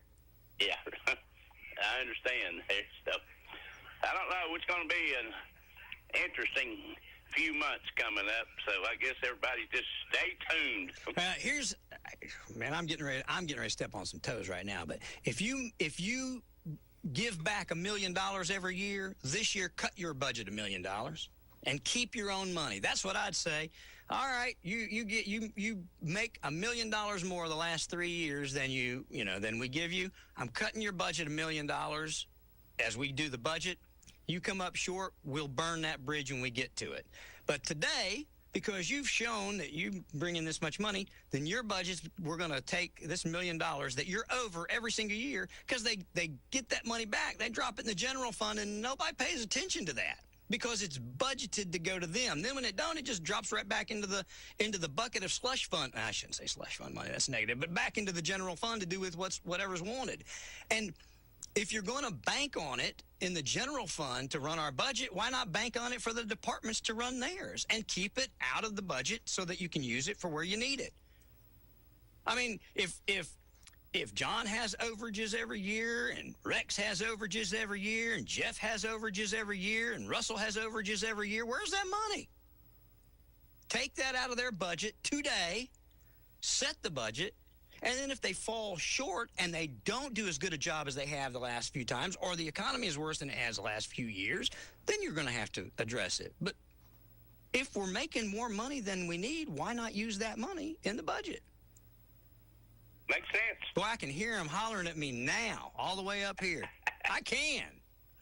I'm just, and again, I'm not saying that's the right idea. I'm asking a question. It's a simple question. If you get if you have $800,000 left in your bucket at the end of the year, why do you keep asking for that much money every year to run your department? Well, I mean, especially, if it ends up like that every year. Well, you hear them brag just like I do. Well, we turned back in. Trustee turned back in. Registered deeds turned back in. Court clerk turned back in. And I appreciate that. And it goes into the general fund. But are we using that for budget? And, if you generate $1 million more than you needed, and your budget's going in at $10 million and only needs to go in at $9 million, in the budgeting process, if we had that $1 million, that could be allocated over to the sheriff if he indeed has that need.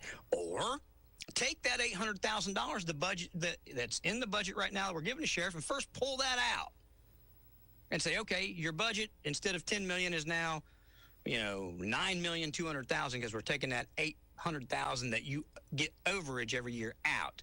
Now, what do you need? And start with that. So now you've got $800,000 back in the pot here to start with in budget times. Again, this is very simple. Anybody that went through junior achievement knows how to balance a budget. If you went, because I know this because I taught junior achievement here in this county. If you went through junior achievement, you ought to be able to know that we only can spend what we make, and you need to know what we're going to make, and you need to budget for what we're going to make. And hard choices are coming. You're going to have to cut some stuff, or you're going to have to raise revenue, which means raise taxes.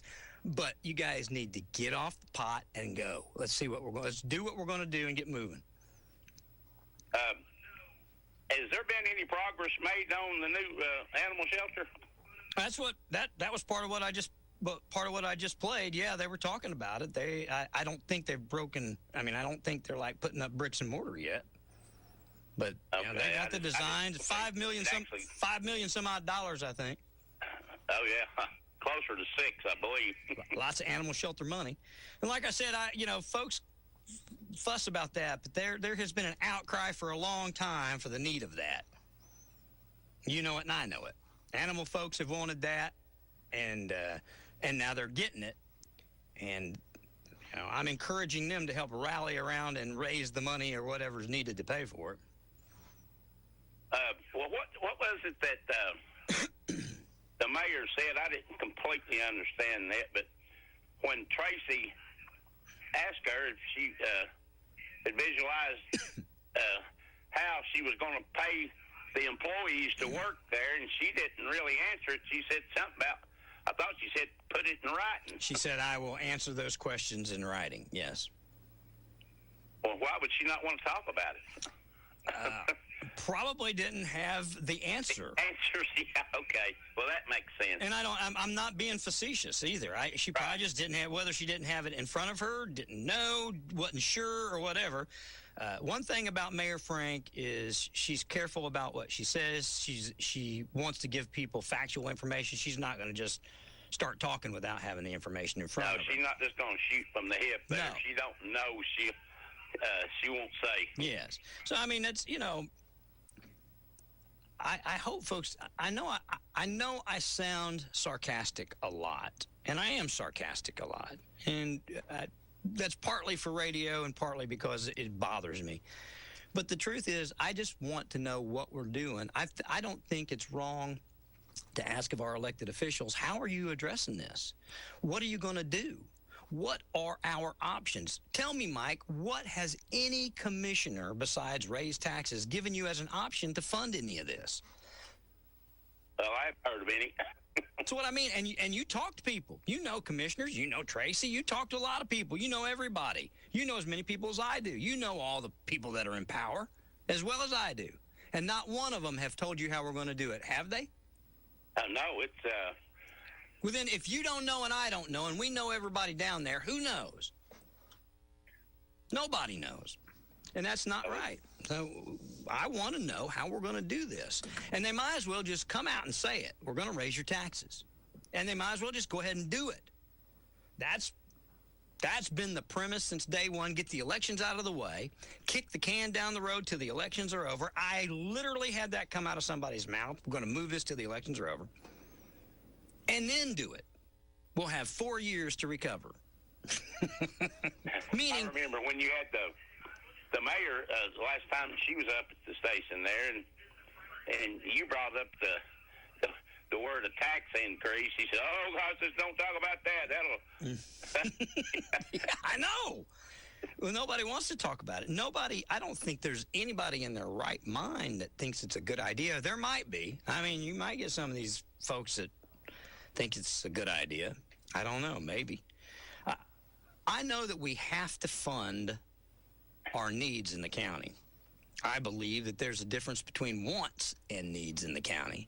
And I think needs should come first and wants should come second. Yeah, but you, the voter, you get to determine what happens. You guys get to determine. If we had a constituency that voted, they would then get to determine. Right now, there's a handful of politicos that determine what happens in the county because they're the only ones that take the initiative to vote. Let me ask you this. On our county commission, how many is it? We have 16? We have 16. 8 districts to a district. Okay, then.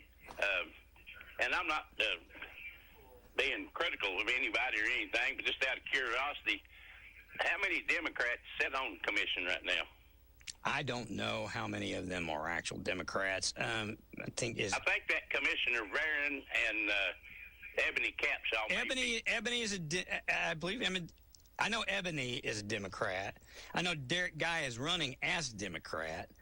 I don't know. That's.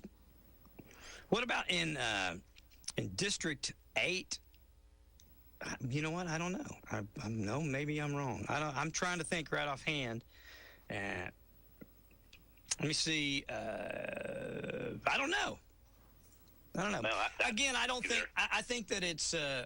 I think that it's overkill that we have to declare in our local elections, our national allegiance. Said that for years. It should be. Nonpartisan. Well, sure, but I do know one of my commissioners out here in District 1. He transitioned over to the good guys. Hope you're listening, Tracy. We finally brought him into the light. That's right. Well, we just need to keep him there.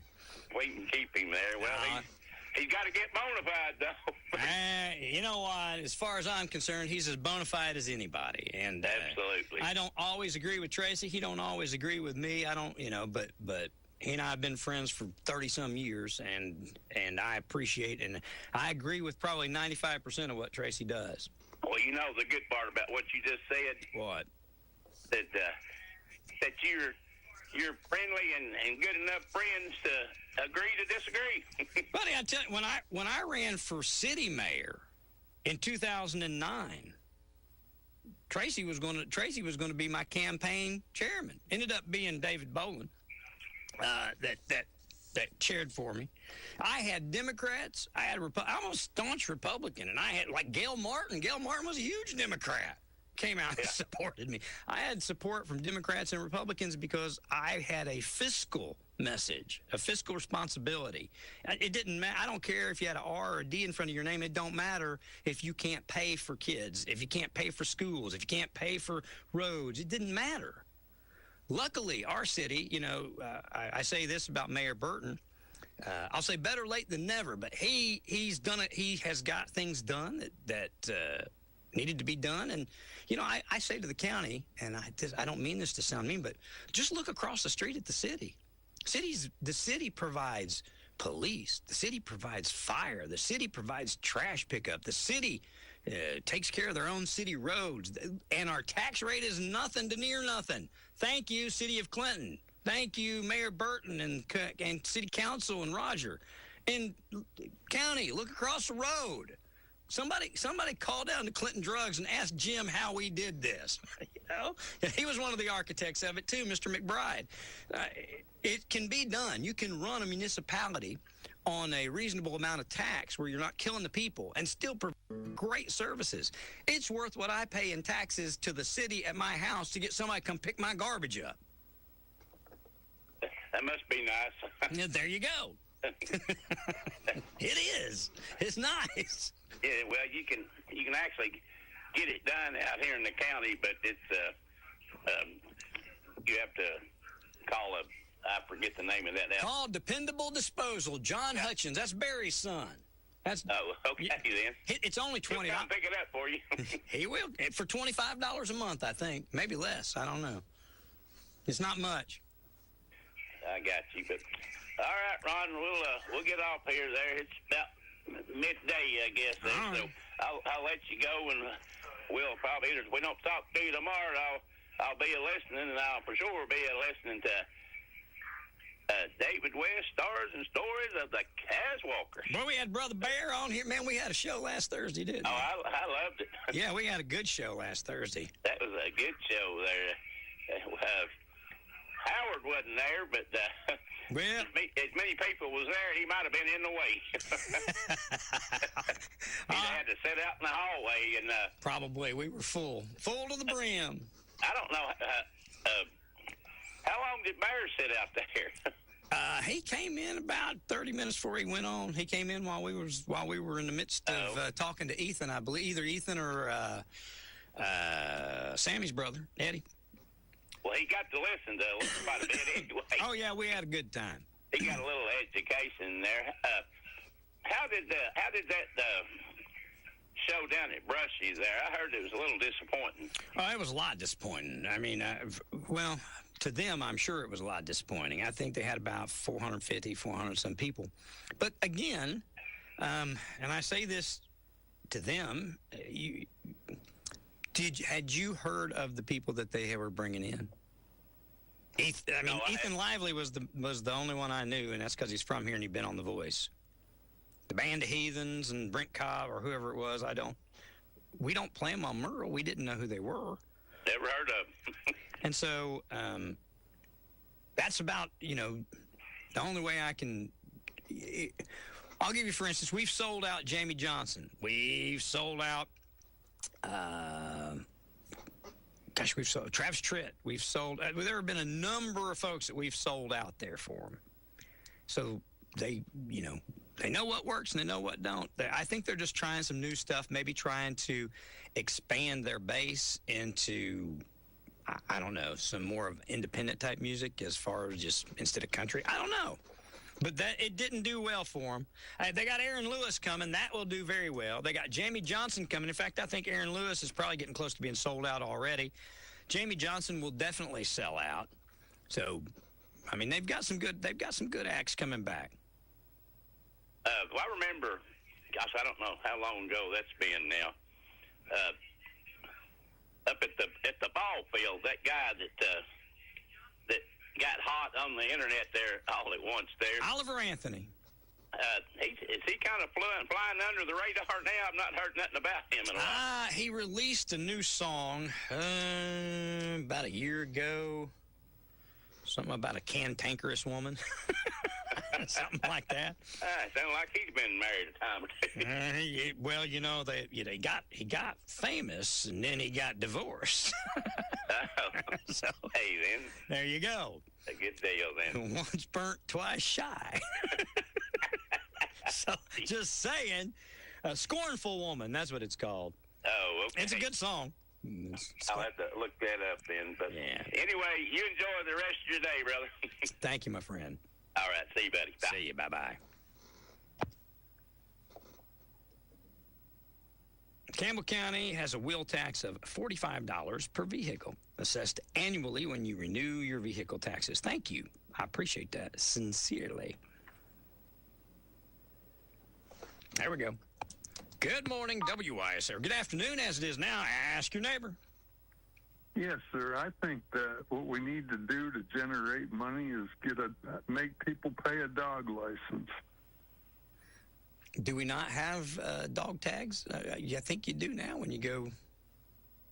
I just don't know what it is. I don't think you do. Maybe we don't. You know what? You might be right. I might be losing my mind. I'll investigate. I think in Illinois they have it, though. Okay. I know they do. Okay. You know, that would pay for the shelter probably. Might. Yeah. I mean, if you want to drive a car, you're supposed to have a license. Okay. You want to drive your car, you got to have a car tag. So why can't they have dog licenses to generate money? You know what? That's probably a reasonable option. I don't know how you would enforce it. Like I have 3 dogs and a cat. Emma. Well, if your dog runs away and it goes to the shelter and you don't have a license, give them a fine on top of that. Well, you have to pay now to get it back, but yeah, okay. You know what? I mean, Solutions. If you don't have a license, you got to get a license. Yeah, or you don't get the dog, or we wait 2 weeks till you can afford it. I think that's a reasonable idea to float and let people bandy about to come up with ideas. But yeah, there are no bad ideas. You can just, if they don't work, you just say no and move on to the next one. So that's definitely something. Oh, it'll work because if you can take your dog into a grocery store and it sniffs everything, I think we need a license. You can't even go to Lowe's without a pit bull or a Rottweiler sniffing you. I think it'd cut down on a lot of stuff, but it would definitely help generate revenue. Well, that's something maybe they'll consider. That's like I said. I have to write my senator and. No, you don't have to write your senator. Ask him why we don't have a dog. Who's your county commissioner? I don't even know. That's the first problem. So you didn't vote, did you, in the last election, the election that just passed? Oh, I always vote. Oh, who'd you vote? Well, not who'd you vote for. So you voted in the May election, the May 5th? Absolutely. Well, who'd you vote for as your I voted in the primary. Well, who'd you vote for in your commission district? It's kind of, I can't disclose anything. Well, then that's your commissioner. That's who you call about this. That's what I'm trying to get to. Oh, okay. That's your commissioner. Yeah, I know who it is, but I don't want to. I can't disclose it. Well, no, that's fine. I just when you didn't know your commissioner, that's why I was saying I just assumed you didn't vote if you don't know who you voted for, because that would be. No, I always vote. That's the only thing we get in. In this country that separates us from the communists. Well, there you go. That's who I would start with, because your commissioner sat in operations, or operations committee met, and they'll listen when the full commission meets about this animal shelter. And, that might be something you speak to them about, that they could investigate and speak to the rest of the commission about and come up with great ideas. But that's where you'd start, with your commissioner, because it's going to be something that's instituted here in the county animal shelter. So county money will pay for it. Right. There you go. It's good for the benefit of the county. I mean, the folks that need it pay for it. Exactly. I mean, hell, we give you free rabies shots. Where you get for your dog. Where do you get free rabies shots at? You can get them anywhere. Okay. I think. I was unaware of that. Yeah, I think the county does provide that. I think used to we'd have like rabies vaccine days and stuff like that. Yes. I remember those, but I don't remember one in a long time. That's because there's been no cases of rabies in the county for quite a while. Maybe. Are you? That's what I was You sure told. are making a whole lot of statements. You're sure making a whole lot of rabies statements. shot, and they're inexpensive. Yeah, I'm trying to look to see if I can find free rabies shots, but okay. Anyway. I know certain counties do have it. Okay. I'm pretty sure, because different counties have different, Yeah, rules, regulations. policies. Yeah. Yes. Okay. Well, again, I'm not saying it's a great idea, not saying it's a bad idea, but I certainly would talk to my representatives about your idea. Not saying that a dog license is a good or bad thing, but it's definitely an option. Oh, yeah, because, people just let their dogs run free, and they're chasing deer and causing wrecks and everything. Yeah, I can't find any kind of free rabies vaccination.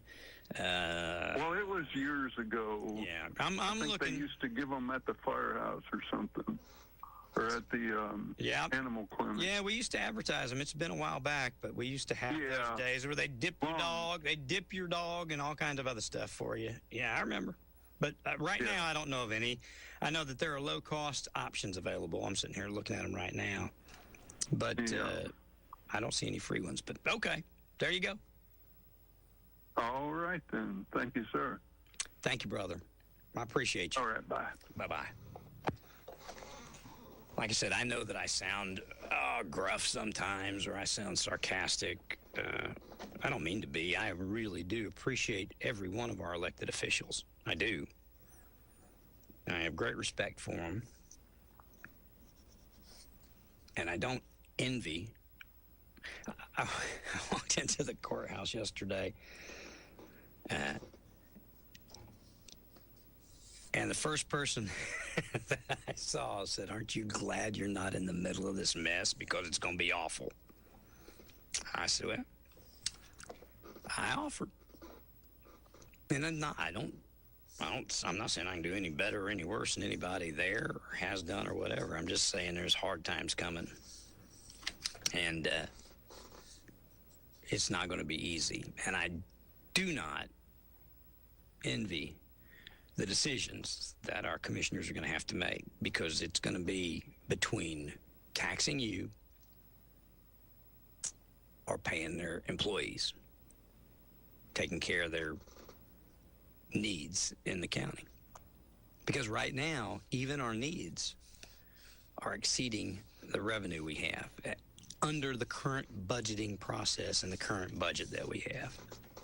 They don't have $2 million laying around. They certainly don't have 1.3 additional to that for EMS. They certainly don't have $6 million cash to write a check for an animal shelter. Apparently we have enough money to take care of the debt service of it. So, man, I do not envy. Let me see if I can get these folks on here. Go right ahead. You're on Ask Your Neighbor. Good morning. Okay. Yeah. Howdy. What's going on, Ron? You're hearing it. Just talking to everybody on the radio. Dear Mike. Your phone's cutting out, buddy. What? Dear Mike. Now call me back, Jason, when you're somewhere where your phone works. It's cutting out on you. WYSH, you're on Ask Your Neighbor. Go right ahead. I called a few minutes ago, buddy. All right. I got a quick question. First of all, my commissioners are Tim Isbell and Shane Val. Highly respect both of them. They're very active in the communities. When I was talking about Lake City, Rocky Top, and Devonia, and the area earlier about getting the revenue in it. But I got a quick question about our statement, or however you want to word this. Windrock riding park down there. How does that work? Do they charge? I was talking about dog tax or something on dogs and animals or whatever, but they charge a permit to ride in the mountains. Okay, now my insurance on my vehicles, I have to pay, I can't afford to pay more than 3. I got 3 vehicles. But if it's only $21 for my registration for each vehicle, why don't, like the way Lake City does it is if my water bill's $100, my sewage bill's $100. I'd be game. I mean, I'm one of them. I'm sure I'm not the only one that would benefit to say, instead of paying a high tax rate on my land, just once a year pay $20 extra per vehicle on the wheel tax. I mean, there again, you was talking about hitting that wall. Well, and I love the statement you made. If it costs you can bring in $5 million and it costs you $20 million, you're eventually going to go in the hole. Yeah. Amen to that. That's the truth.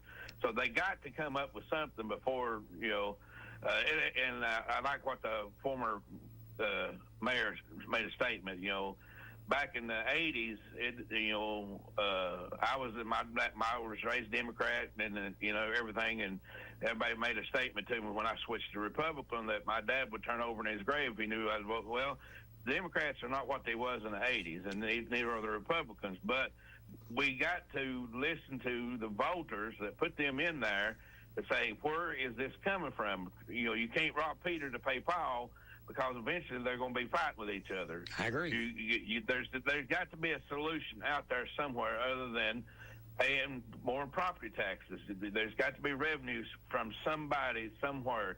And I do have a question. All right. As I looked on the government, Anderson County government, what does a county commissioner make? Does it change by district or is it across the board on their annually salary? And what does the county mayor make? If you can answer that for me. County Commission. I do appreciate your show again. County Commission is right at $800 a month, and you have the option to take that or to use part of that toward buying insurance, because you do qualify for insurance. So I think it's a wash if you take insurance. And I think so we're paying for county commissioner insurance. Well, you're paying for county commission to do what they do. Yeah. Right. And so you're paying. Well, what about the mayor? Do you know that? The mayor was in the 6 figures, and then back when Myron and them were there, they lowered it into 80 something. But I can find out pretty easily. It's pretty standard for county mayor. You know what I mean? Yeah. It's pretty standard across the board. I don't expect them to do it for free. What they're doing, they take time away from their families and their social life to be there at the meetings, for this meeting, for that meeting. But I'm just curious, right off the top of my head, how much they make, and how can you get on like the planning commission without running for office? I mean, I know there's all kinds of commissions out there, but I want to get more involved in the community. I would start with calling Tim and Shane and tell them you'd like to get more involved. There's stuff like beer board, and there's boards that come up that they ask for people to apply to be on.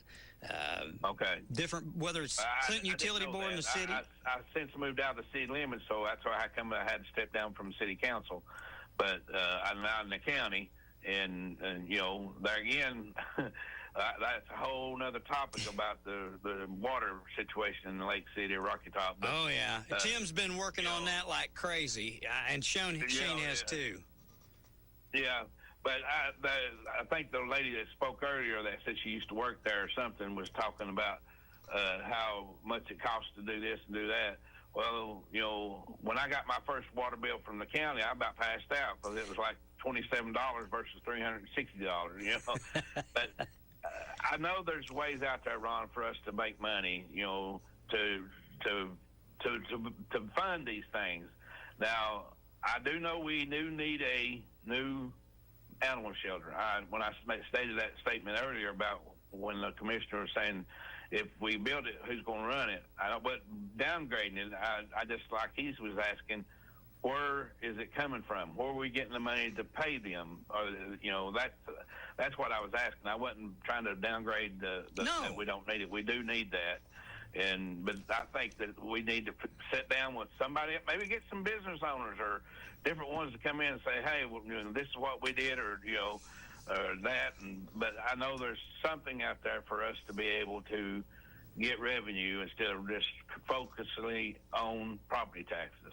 Well, let me tell you something. If you know folks that are in county government, You know that when I started talking about auditing people in departments, department heads, their heads blew off. I bet there wasn't one department head that encouraged anybody to. In fact, I know of department heads that didn't want me in there. I know point blank. I had people that worked for them called and told me.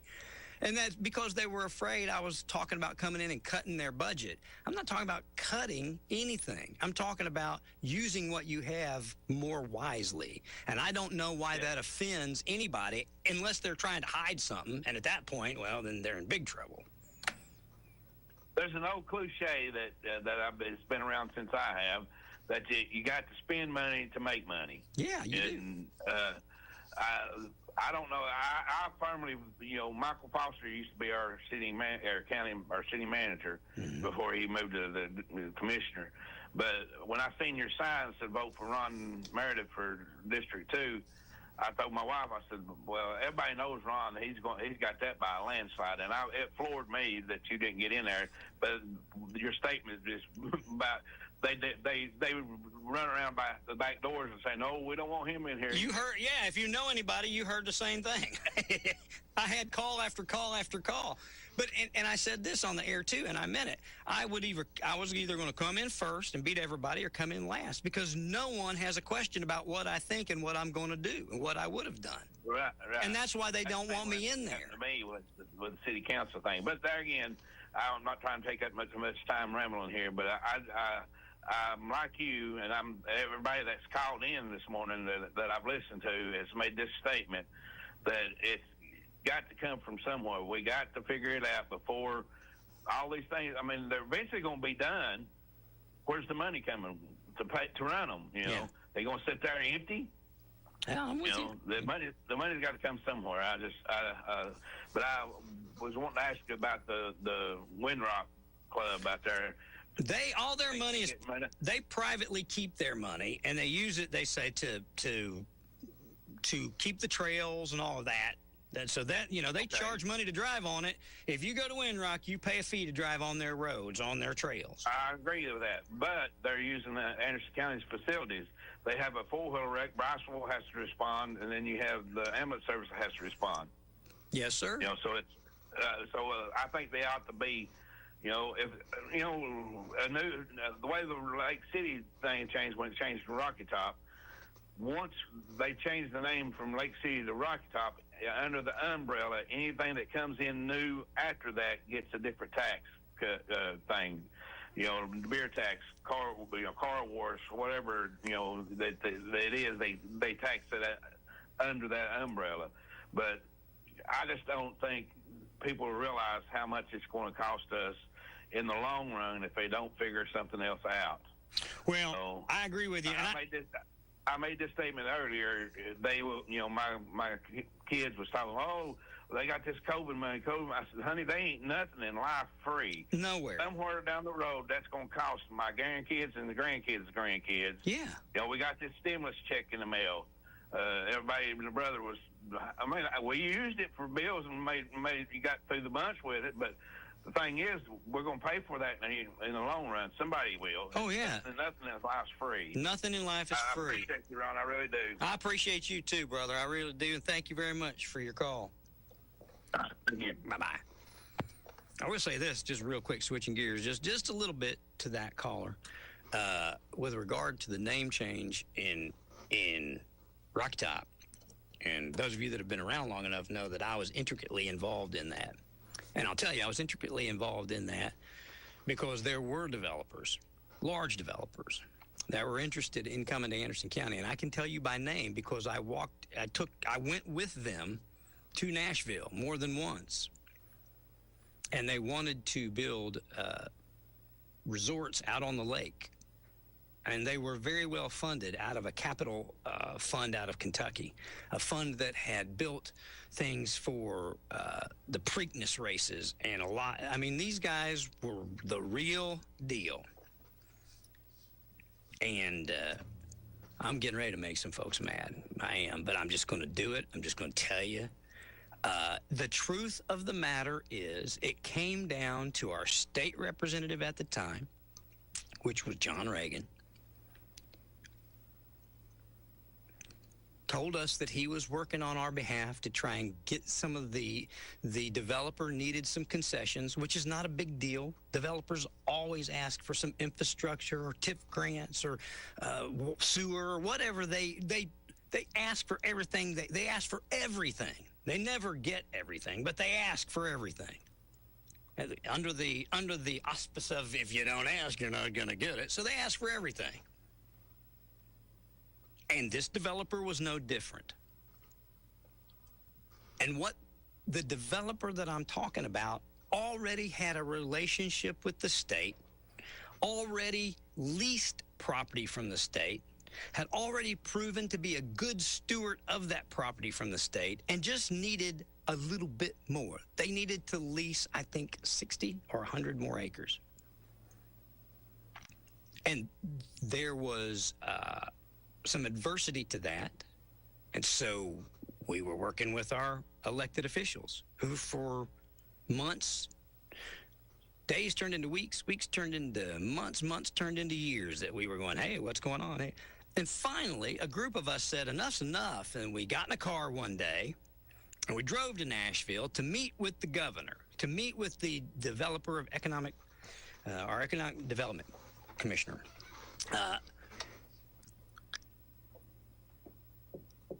And found out that no one had been advocating for us the way we had been told someone was advocating for us. Now I know that for a fact because I sat in the room. And so what we thought had been going on for a long time just started that day when we made our presentation. And it caused a huge amount of frustration with the developers, who, by the way, were with us. And they were like, I thought this had been being worked on. And we said, so did we. I can tell you, and Commissioner Isbell was there. Michael was there. One of the times, I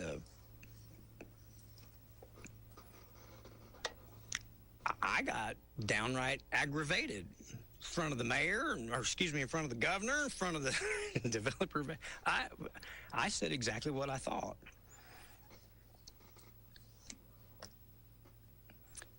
But there was a huge interest, and still is, in Rocky Top. And there would have been, it may not have been development like Splash Country, but there was coming a resort with water attractions, a restaurant, at least one, and I can't remember how many room/condo, whatever it's going to be, development. There were plans, everything was in line. And at the end of the day, the state of Tennessee declined at that moment to lease the property to this person. And I'll just tell you, I don't know, I'll just tell it. At the time, Governor Haslam had kind of sublet some of our state employees' jobs, or had floated the idea of privatizing them. A lot of it was security. And had done some privatization at some of the other parks and stuff, and that blew up in his face. People that were being privatized from being a state employee, if they moved to the private, if they were moved out of the state into the private world, they lost their benefits, they lost their retirement. And so there was a huge backlash, right? And this is what was said to us. Governor Haslam had 18 months left on his tenure. And they said, and he didn't say this, his representatives told us this after we had met and talked, he's not going to do anything that would cause controversy over the next 18 months, and leasing more state property to private individual after this huge debacle trying to privatize some of these jobs, he's not going to do it. At the time, Mr. Boyd was head of economic development, Randy. And the, I guess, assumption was that Mr. Boyd would be elected as governor. In fact, it was Randy Boyd's to lose, and if Randy hadn't got down in the mud and slung mud back and forth, he probably would have won the governor instead of Mr. Lee. But when Randy, and we had a great and have a great relationship with Randy Boyd. He is a fantastic human being, a great man, a wonderful person, and I think he would have worked very diligently to do the things that we were asking and that Governor Haslam wasn't going to do because he didn't want to cause any further waves. But Mr. Boyd was in the loop. He knew what we wanted, so now we're on hold for 18 months, and then guess what? Mr. Boyd don't win as governor. So it's like a whole new process starting over. And we did start over with Governor Lee. But Governor Lee had other agendas, mainly in so much his focus was not as much on recreation and tourism as it was on technical school and giving kids a better, more robust option instead of college, which is a great and honorable thing to do. I'm not saying one's more important than the other. I'm going to say one man's focus was not the other man's focus. So when you talk about, and I could do a week's worth of shows on Rocky Top and the people and the stories involved. I could tell you stories that you would say I'm lying, and I'm telling you, we could make a movie about the stuff that happened in Rocky Top, and it would be a big blockbuster movie because it's got intrigue, it's got everything in it but murder. It's got all the other stuff. Nobody got killed that I know of, but it's got everything else in it. And I will tell you this too, all right? There are people that still today are very, very interested and have their finger on Rocky Top just waiting to pull the trigger. There is a huge sports figure that demonstrated interest. It ended up, they didn't do a project here. They did a project elsewhere. But that was interested in doing something. And so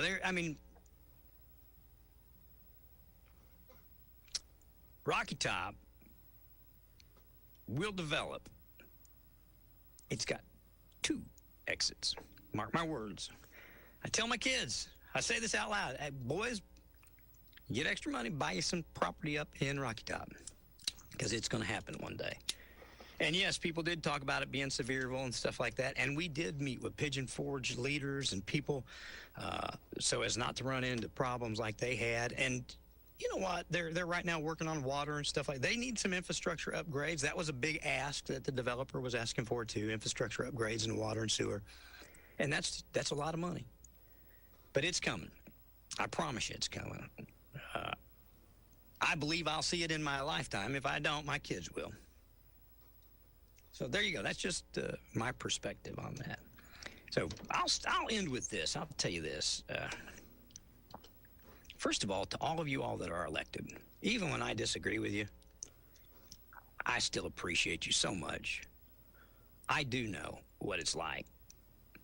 I'm in the public every day, and I am scrutinized for what I say, right? But my words have no power. Whereas you, as our elected officials, your words and actions have power in so much as, you're in authority over us. And we are to pray for those that are in authority over us. And so I pray that you guys make the right decisions. I hope that you listen and make the right decisions for us financially, for our well-being, for our county's well-being. And I believe most of our elected officials do. I really, right now, couldn't pull somebody out of the hat and say, this person doesn't need to be there. I don't think they're doing a good job. I can't. And if I thought that, I would tell you. I think most of you know that about me by now. So I say this, thank you. Whether I agree with something you do or whether I don't, it's not going to change. I like you as a person. As long as you don't change as a person, or I don't change as a person, we'll be all right. And even when I get aggravated with a vote or get aggravated, it's done and it's over. I'll tell you, I promise. If I don't like the way you vote about something, I'll tell you. If I'm on that, if you and I are close enough that I can, and certainly if you're my representative, I'll tell you. I spoke with Denise the other day at Food City, and she, the night I lost, I congratulated her and Michael. And when I saw her, I congratulated her again, and I said, what are you guys going to do about all of this? And long story short, and I don't want to put words in her mouth, but basically it's like, I don't know. We have a lot of things that we've got to suss out. And it's going to be hard. And it's going to be difficult. And I'm not even saying, well, we put ourselves in this position. I don't know if we did or not. But I know that we got a hole to dig out of.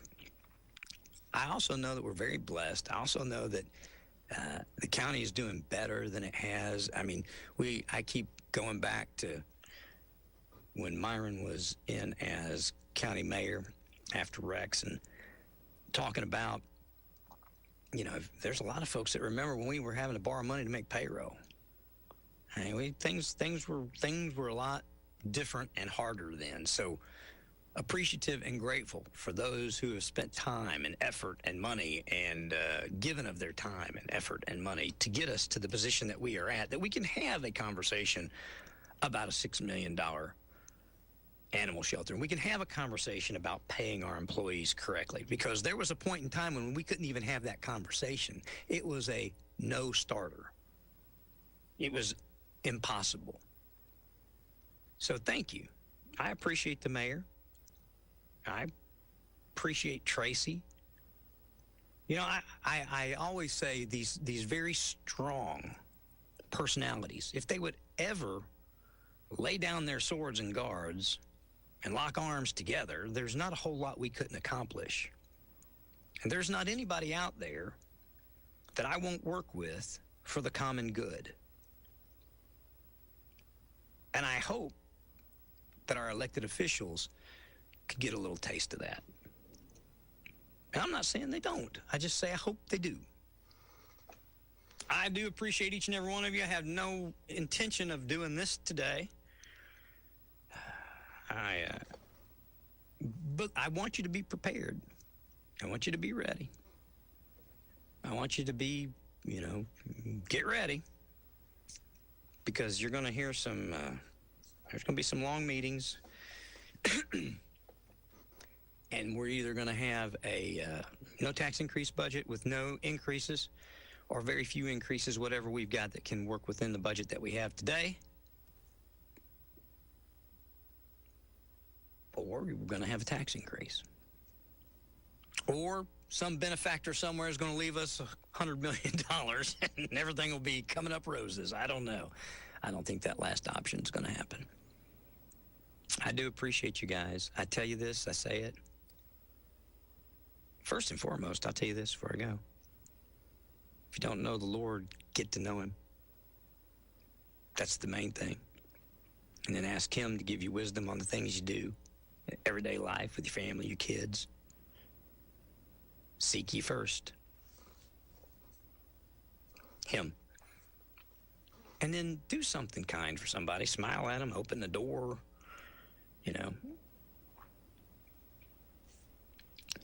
pay for their meal. I don't know. Just, I promise you, if you'll do it, it will be better for you than it will for them.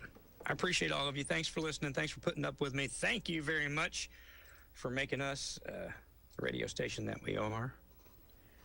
Thank you very much. Did you guys know that the Broadcasting Hall of Fame, for one, I didn't tell anybody this, but I was nominated to be inducted into the Broadcasting Hall of Fame. And Bob told me I came up 2 votes short, which was, I was blown away that I was considered. But they awarded me the Johnny Eagle Award, which is the award given to a broadcaster that goes above and beyond in service to their community. And you know what?